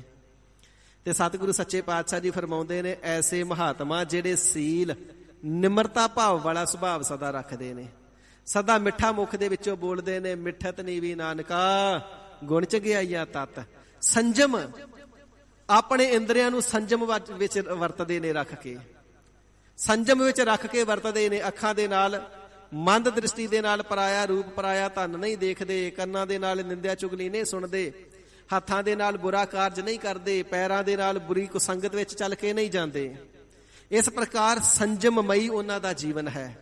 ਥੋੜਾ ਸਵਣਾ ਖਾਵਣਾ, ਥੋੜਾ ਬੋਲਣ, ਗੁਰਮਤਿ ਬਾਏ। ਸੌਂਦੇ ਥੋੜਾ ਨੇ, ਖਾਂਦੇ ਥੋੜਾ ਨੇ, ਬੋਲਦੇ ਥੋੜਾ ਨੇ, ਪਰ ਜਪਦੇ ਜ਼ਿਆਦਾ ਨੇ, ਸਿਮਰਦੇ ਜ਼ਿਆਦਾ ਨੇ, ਬੰਦਗੀ ਜ਼ਿਆਦਾ ਕਰਦੇ ਨੇ। ਆਪ ਜਪਦੇ ਨੇ, ਦੂਸਰਿਆਂ ਨੂੰ ਜਪਾਉਂਦੇ ਨੇ। ਸਿਮਰਾਹੋ ਸਿਮਰ ਸਿਮਰ ਸੁਖ ਪਾਵਾਓ, ਕਾਲ ਕਲੇਸ਼ ਤਨ ਮਾਹੇ ਮਿਟਾਵਾਓ। ਇਸੇ ਪ੍ਰਕਾਰ ਆਪ ਜਪਹੁ ਅਵਰ ਹੈ ਨਾਮ ਜਪਾਵਹੁ, ਸੁਨਤ ਕਹਿਤ ਰਹਿਤ ਗਤ ਪਾਵਹੁ। ਗਤ ਪ੍ਰਾਪਤੀ, ਪਾਵਹੁ ਪਾ ਲੈਂਦੇ ਨੇ, ਪ੍ਰਾਪਤੀ ਨੂੰ ਪਾ ਲੈਂਦੇ ਨੇ, ਵਾਹਿਗੁਰੂ ਜੀ ਦੀ ਪ੍ਰਾਪਤੀ ਕਰ ਲੈਂਦੇ ਨੇ। ਸੋ ਇਸ ਪ੍ਰਕਾਰ ਸੀਲ ਨਿਮਰਤਾ ਵਾਲਾ ਸੁਭਾਵ। ਸਤਿਗੁਰੂ ਅਰਜਨ ਦੇਵ ਸਾਹਿਬ ਜੀ ਫਰਮਾਵਣਾ ਕਰਦੇ ਨੇ ਨਾ, ਗਰੀਬੀ ਗਦਾ ਹਮਾਰੀ। ਗਰੀਬੀ ਤੋਂ ਭਾਵ ਹੈ ਨਿਮਰਤਾ। ਇਹ ਜਿਹੜੀ ਨਿਮਰਤਾ ਧਾਰਨ ਕੀਤੀ ਹੈ, ਇਹ ਸਾਡੀ ਗਦਾ ਹੈ। ਗਦਾ ਤੋਂ ਭਾਵ ਹੈ ਗੁਰਜ।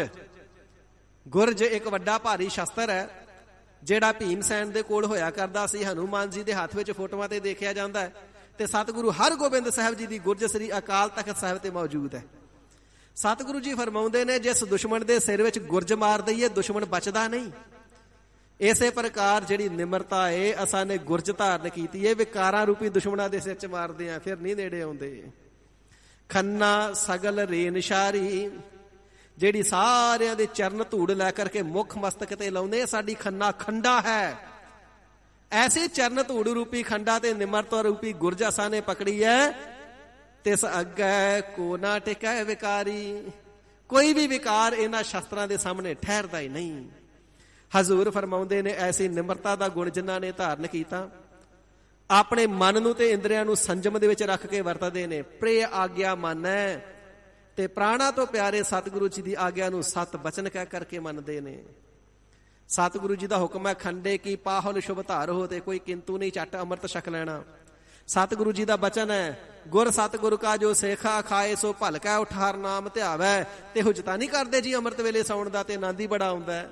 ਜੋ ਸਤਿਗੁਰੂ ਜੀ ਦਾ ਬਚਨ ਹੈ, ਬੱਜਰ ਕੁਰੈਤਾਂ ਤੋਂ ਬਚ ਕੇ ਰਹਿਣਾ, ਮਰਿਆਦਾ ਵਿੱਚ ਤਿਆਰ ਬਰ ਤਿਆਰ ਰਹਿਣਾ, ਪੱਕੇ ਨਿਤਨੇਮੀ ਹੋਣਾ, ਅੰਮ੍ਰਿਤ ਬਾਣੀ ਨੂੰ ਜਪ ਕਰਕੇ ਅੰਮ੍ਰਿਤਮਈ ਜੀਵਨ ਬਣਾਉਣਾ, ਹੱਥੀਂ ਕਿਰਤ ਕਰਨੀ ਦਸਵੰਧ ਦੇਣਾ।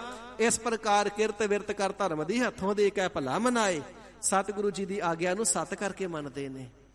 ਗੁਰਬਾਣੀ ਦੇ ਹੁਕਮਾਂ ਨੂੰ, ਪ੍ਰਵਚਨਾਂ ਨੂੰ ਸਦਾ ਸਤ ਕਰਕੇ ਮੰਨਦੇ ਹਨ। ਸੀਲ ਸੰਜਮ, ਨਿਮਰਤਾ ਵਾਲਾ ਸੁਭਾਵ, ਸੰਜਮ ਵਾਲਾ ਜੀਵਨ, ਤੇ ਸਤਿਗੁਰੂ ਜੀ ਦੀ ਆਗਿਆ ਹੁਕਮ ਦੇ ਅੰਦਰ ਰਹਿੰਦੇ ਨੇ। ਹੁਕਮ ਰਜਾਈ ਚੱਲਣਾ, ਨਾਨਕ ਲਿਖਿਆ ਨਾਲ। ਤਿਸ ਨਾਰੀ ਕੋ ਦੁੱਖ ਨ ਜਮਾਨੈ। ਐਸੀ ਜੋ ਵਾਹਿਗੁਰੂ ਜੀ ਦੀ ਨਾਰੀ ਹੈ, ਜੀਵ ਰੂਪ ਇਸਤਰੀ ਹੈ, ਤਿਸ ਨੂੰ ਇਸ ਜਮਾਨੇ ਸੰਸਾਰ ਦੇ ਵਿੱਚ ਵੀ ਦੁੱਖ ਨਹੀਂ ਲੱਗਦਾ। ਨਾ ਵਿਕਾਰਾਂ ਦਾ ਦੁੱਖ, ਨਾ ਈਰਖਾ ਦਾ ਦੁੱਖ, ਨਾ ਨਿੰਦਿਆ ਚੁਗਲੀ ਦਾ ਦੁੱਖ, ਨਾ ਸਾੜੇ ਦਾ ਦੁੱਖ, ਕਿਸੇ ਪ੍ਰਕਾਰ ਦਾ ਕਲੇਸ਼ ਨਹੀਂ ਪਾਉਂਦਾ ਹੈ। ਤਿਸ ਨਾਰੀ ਕੋ ਦੁੱਖ ਨਾ ਜਮਾਨਾ। ਇਸ ਜਮਾਨੇ ਦੇ ਵਿੱਚ ਜੰਮਣ ਮਰਨ ਰੂਪੀ ਦੁੱਖ ਤਿਸ ਜੀਵ ਰੂਪੀ ਇਸਤਰੀ ਨੂੰ ਫਿਰ ਨਹੀਂ ਪਾਉਂਦਾ ਹੈ।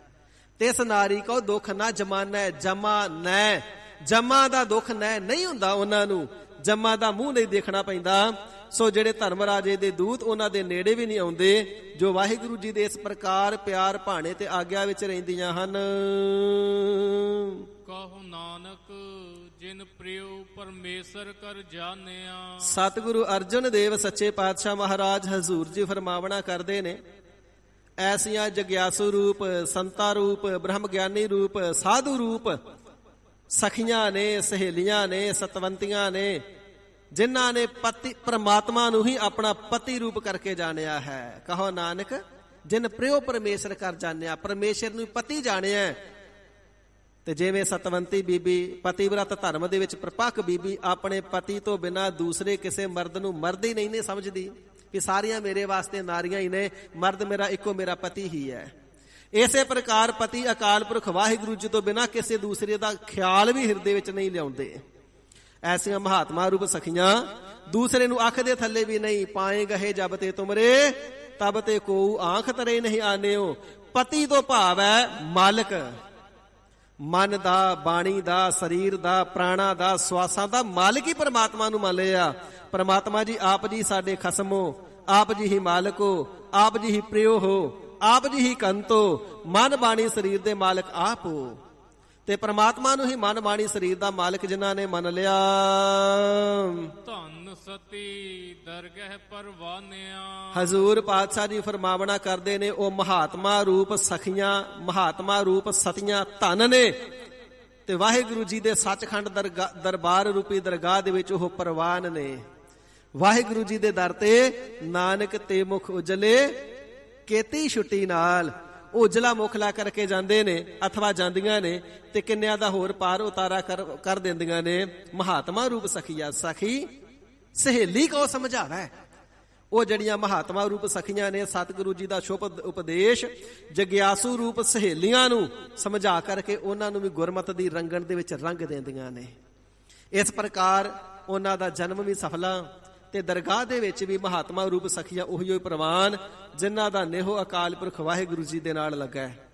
ਤੇ ਜਿਨ੍ਹਾਂ ਨੇਹੋ ਦੁਜਾਣਿਆ ਲੱਗਾ ਝੂਰ ਮਰ ਹੋਸੇ ਵਾਢੀਆ, ਤੇ ਜਿਨ੍ਹਾਂ ਦਾ ਦ્વੈਤ ਭਾਵਨਾ ਵਿੱਚ ਪ੍ਰੇਮ ਲੱਗ ਗਿਆ, ਵਾਢੀਆਂ ਵਿਛੜੀਆਂ ਹੋਈਆਂ ਬਹੁਤਾ ਉਹ ਪਛਤਾਤਾਪ ਕਰਦੀਆਂ ਨੇ, ਝੁਰ ਝੁਰ ਕੇ ਮਰਦੀਆਂ ਨੇ। ਪਰ ਜਿਨ੍ਹਾਂ ਦਾ ਵਾਹਿਗੁਰੂ ਜੀ ਦੇ ਨਾਲ ਨੇਹੋ ਲੱਗ ਗਿਆ, ਪਿਆਰ ਲੱਗ ਗਿਆ, ਵਾਹਿਗੁਰੂ ਜੀ ਨੂੰ ਪਤੀ ਕਰਕੇ ਜਾਣਿਆ, ਕਿਸੇ ਦੂਸਰੇ ਦਾ ਖਿਆਲ ਵੀ ਮਨ ਦੇ ਵਿੱਚ ਨਾ ਲਿਆਂਦਾ, ਲੋਕ ਸਫਲਾ ਤੇ ਪਰਲੋਕ ਇਹਨਾਂ ਦਾ ਸੁਹੇਲਾ ਹੁੰਦਾ ਹੈ। ਇਸ ਪ੍ਰਕਾਰ ਸਤਿਗੁਰੂ ਅਰਜਨ ਦੇਵ ਸੱਚੇ ਪਾਤਸ਼ਾਹ ਮਹਾਰਾਜ ਜੀ ਦੇ ਕੀਮਤੀ ਅਮੋਲਕ ਬਚਨ, ਲਾਲ ਰਤਨ ਜਾਕਾ ਕਛੂ ਨਾ ਮੋਲ। ਇਹ ਲਾਲਾਂ ਤੋਂ ਕੀਮਤੀ, ਮਾਣਕ ਮੋਤੀਆਂ ਤੋਂ ਕੀਮਤੀ, ਰਤਨਾਂ ਤੋਂ ਕੀਮਤੀ ਸਤਿਗੁਰੂ ਜੀ ਦੇ ਬਚਨ ਨੇ, ਜਿਹੜੇ ਅਮੁੱਲਕ ਨੇ, ਜਿਹੜੇ ਪ੍ਰਾਈਸਲੈਸ ਨੇ। ਇਹਨਾਂ ਦਾ ਮੁੱਲ ਕੋਈ ਦੱਸਿਆ ਨਹੀਂ ਜਾ ਸਕਦਾ। ਐਸੇ ਅੰਮ੍ਰਿਤ ਬਚਨਾਂ ਦੁਆਰਾ ਸਤਿਗੁਰੂ ਜੀ ਨੇ ਸ਼ੁਭ ਸਿੱਖਿਆ ਦੇਵਨਾ ਕੀਤੀ ਹੈ। ਸਤਿਗੁਰੂ ਸੱਚੇ ਪਾਤਸ਼ਾਹ ਮਹਾਰਾਜ ਜੀ ਦੇ ਅੰਮ੍ਰਿਤ ਬਚਨਾਂ ਦੀ ਵਿਚਾਰ ਕਰਦਿਆਂ ਹੋਈਆਂ ਬੇਅੰਤ ਪ੍ਰਕਾਰ ਦੀਆਂ ਸਮੂਹ ਭੁੱਲਾਂ ਚੁੱਕਾਂ ਦੀ ਸਤਿਗੁਰੂ ਦਸ਼ਮੇਸ਼ ਪਿਤਾ ਤਖਤਾਂ ਤੇ ਸੁਭਾਏਮਾਨ ਸ੍ਰੀ ਗੁਰੂ ਗੋਬਿੰਦ ਸਿੰਘ ਸਾਹਿਬ ਜੀ ਮਹਾਰਾਜ, ਸ੍ਰੀ ਗੁਰੂ ਗ੍ਰੰਥ ਸਾਹਿਬ ਜੀ ਮਹਾਰਾਜ ਤੇ ਸਮੂਹ ਸੰਗਤ ਨੇ ਕਿਰਪਾਲਤਾ ਕਰਕੇ ਖਿਮਾ ਬਖਸ਼ਣੀ ਜੀ। ਫਿਰ ਤੋਂ ਬੇਨਤੀ ਕਰਾਂ, ਸੰਤ ਬਾਬਾ ਕਰਤਾਰ ਸਿੰਘ ਜੀ ਖਾਲਸਾ ਭਿੰਡਰਾਂ ਵਾਲਿਆਂ ਮਹਾਂਪੁਰਖਾਂ ਦੀ ਬਰਸੀ ਤੇ ਮਹਾਂਪੁਰਖਾਂ ਦੇ ਜੀਵਨ ਪਰ ਉਪਕਾਰ ਨੂੰ ਕੋਟਾਨ ਕੋਟ ਜੋਹਾਰ। ਭਾਦਰੋਂ ਦੀ ਸੰਗਰਾਂਦ ਦਾ ਅੱਜ ਦਿਹਾੜਾ ਹੈ, ਅੱਜ ਭਾਦਰੋਂ ਦੇ ਮਹੀਨੇ ਦੀ ਪ੍ਰਾਰੰਭਤਾ ਹੈ। ਗਰੀਬ ਨਿਵਾਜ ਸਤਿਗੁਰੂ ਜੀ ਕਿਰਪਾਲਤਾ ਕਰਨ ਸਭਨਾਂ ਦੀਆਂ ਹਾਜ਼ਰੀਆਂ, ਦੇਸ਼ਾਂ ਵਿਦੇਸ਼ਾਂ ਦੀ ਜਿਤਨੀ ਵੀ ਸੰਗਤ ਤੇ ਸਤਿਗੁਰੂ ਜੀ ਦੀ ਪਾਵਨ ਹਜ਼ੂਰੀ ਅੰਦਰ ਜਿਤਨੀ ਵੀ ਸੰਗਤ ਸੋਸ਼ਲ ਮੀਡੀਆ ਰਾਹੀਂ ਜਾਂ ਪ੍ਰਤੱਖ ਚਰਨਾਂ 'ਚ ਬੈਠ ਕੇ ਹਾਜ਼ਰੀਆਂ ਭਰ ਰਹੀ ਏ, ਸਤਿਗੁਰੂ ਜੀ ਸਾਰਿਆਂ ਦੀਆਂ ਹਾਜ਼ਰੀਆਂ ਦਰ ਪ੍ਰਵਾਨ ਕਰਨ। ਸਭਨਾਂ ਨੂੰ ਦਰੋਂ ਘਰੋਂ ਗੁਰਸਿੱਖੀ ਜੀਵਨ, ਗੁਰਮੁਖ ਨਾਮਦਾਨ ਇਸ਼ਨਾਨ, ਗੁਰਮੁਖ ਲਾਗੈ ਸਹਿਜ ਧਿਆਨ ਵਾਲਾ ਜੀਵਨ ਬਖਸ਼ ਕਰਕੇ ਖੁਸ਼ੀਆਂ ਦੇ ਨਾਲ ਹਿਰਦੇ ਰੂਪੀ ਝੋਲੀਆਂ ਭਰ ਦੇਣ। ਗਰੀਬ ਨਿਵਾਜ ਸਤਿਗੁਰੂ ਜੀ ਨੇ ਜੋ ਫਲਾਦੇਸ਼ ਮਹੀਨੇ ਦਾ ਬਖਸ਼ਿਆ ਸਾਡੇ ਹਿਰਦਿਆਂ ਵਿੱਚ ਵਸ ਜਾਵੇ। ਜੋ ਸਤਿਗੁਰੂ ਜੀ ਨੇ ਉਪਦੇਸ਼ ਸਾਨੂੰ ਬਖਸ਼ਿਸ਼ ਕਰਨਾ ਕੀਤਾ, ਕਹੋ ਨਾਨਕ ਜਿਨ ਪ੍ਰੇਉ ਪਰਮੇਸ਼ਰ ਕਰ ਜਾਣਿਆ, ਧੰਨ ਸਤੀ ਦਰਗਹਿ ਪਰਵਾਨਿਆ। ਅਸੀਂ ਵੀ ਮਨ ਬਾਣੀ ਸਰੀਰ ਕਰਕੇ ਪ੍ਰਮਾਤਮਾ ਜੀ ਨੂੰ, ਸਤਿਗੁਰੂ ਜੀ ਹਜ਼ੂਰ ਪਾਤਸ਼ਾਹ ਜੀ ਨੂੰ ਆਪਣੇ ਖਸਮ, ਆਪਣੇ ਸਾਹਿਬ, ਆਪਣੇ ਮਾਲਕ ਮੰਨ ਕੇ ਸਤਿਗੁਰੂ ਜੀ ਨੂੰ ਮਨ ਬਾਣੀ ਸਰੀਰ ਕਰਕੇ ਸਮਰਪਿਤ ਹੋ ਜਾਈਏ। ਗਰੀਬ ਨਿਵਾਜ ਜੀ ਕਿਰਪਾਲਤਾ ਕਰਕੇ ਸਾਨੂੰ ਵੀ ਆਪਣੇ ਚਰਨਾਂ ਵਿਖੇ ਪ੍ਰਵਾਨ ਕਰ ਲੈਣ। ਭੁੱਲ ਚੁੱਕ ਦੀ ਖਿਮਾ। ਸਰਬਤ ਸੰਗਤ ਸਤਿਗੁਰੂ ਸੱਚੇ ਪਾਤਸ਼ਾਹ ਜੀ ਦੇ ਚਰਨਾਂ ਦੇ ਵਿੱਚ ਐਵੇਂ ਜੁੜੇ ਰਹਿਣਾ ਜਿਵੇਂ ਅੱਗੇ ਜੋ ਸਤਿਗੁਰੂ ਸੱਚੇ ਪਾਤਸ਼ਾਹ ਜੀ ਦੇ ਦਰਬਾਰ ਦੀ ਮਰਿਆਦਾ ਹੈ ਨਿਰੰਤਰ ਜਾਰੀ ਰਹੇਗੀ। ਦੋ ਪੰਕਤੀਆਂ ਪੜ੍ਹ ਕੇ ਸਮਾਪਤੀ ਹੈ ਜੀ। ਕਹੋ ਨਾਨਕ ਜਿਨ ਪ੍ਰੇਉ ਪਰਮੇਸ਼ਰ ਕਰ ਜਾਣਿਆ, ਧੰਨ ਸਤੀ ਦਰਗਹਿ ਪਰਵਾਨਿਆ। ਵਾਹਿਗੁਰੂ ਜੀ ਕਾ ਖਾਲਸਾ, ਵਾਹਿਗੁਰੂ ਜੀ ਕੀ ਫਤਿਹ। हे अच्युत हे पार ब्रह्म अविनाशी आगनास, हे पूरन हे सर्ब मैं दुख पंजन गुणतास, हे संगी हे निरंकार, हे निर्गुण सब टेक, हे गोबिंद हे गुण निधान जाकै सदा विवेक, हे अपरंपर हर हरे है भी होवन हार, हे संतह कै सदा संग निधारा आधार, हे ठाकुर हो दासरो मैं निर्गुण गुण नहीं कोय, नानक दीजै नाम दान राखो हिय परोय, आए प्रभ सरनागति कृपा निध दयाल, एक अखर हर मन बसत नानक होत निहाल, ਵਾਹਿਗੁਰੂ ਨਾਮ ਜਹਾਜ਼ ਹੈ, ਚੜੇ ਸੋ ਉਤਰੈ ਪਾਰ। ਜੋ ਸਰਦਾ ਕਰ ਸੇਵ ਦੇ, ਗੁਰ ਪਾਰ ਉਤਾਰਨਹਾਰ। ਕਥਾ ਨਿਤਾ ਪ੍ਰਤ ਹੋਤ ਹੈ, ਸੁਣੋ ਸੋ ਸਿੰਘ ਸੁਜਾਨ। ਨਾਨਕ ਗੁਰੂ ਗੋਬਿੰਦ ਸਿੰਘ ਜੀ, ਸਦਾ ਕਰੈ ਕਲਿਆਣ। ਨਾਨਕ ਗੁਰੂ ਗੋਬਿੰਦ ਸਿੰਘ ਜੀ, ਸਦਾ ਕਰੈ ਕਲਿਆਣ। ਵਾਹਿਗੁਰੂ ਜੀ ਕਾ ਖਾਲਸਾ, ਵਾਹਿਗੁਰੂ ਜੀ ਕੀ ਫਤਿਹ। ਗੱਜ ਕੇ ਜੈਕਾਰਾ ਗਜਾਵੇ, ਸੋ ਨਿਹਾਲ ਹੋ ਜਾਵੇ। ਸਤਿ ਸ੍ਰੀ ਅਕਾਲ। ਗੁਰਬਰ ਅਕਾਲ ਦੇਗ ਤੇਗ, ਫਤਿਹ ਗੁਰੂ ਪੰਥ ਖਾਲਸੇ ਦੇ। ਚੜ੍ਹਦੀ ਕਲਾ ਰੱਖਣੀ ਸੱਚੇ ਪਾਤਸ਼ਾਹ ਜੀ ਮਹਾਰਾਜ।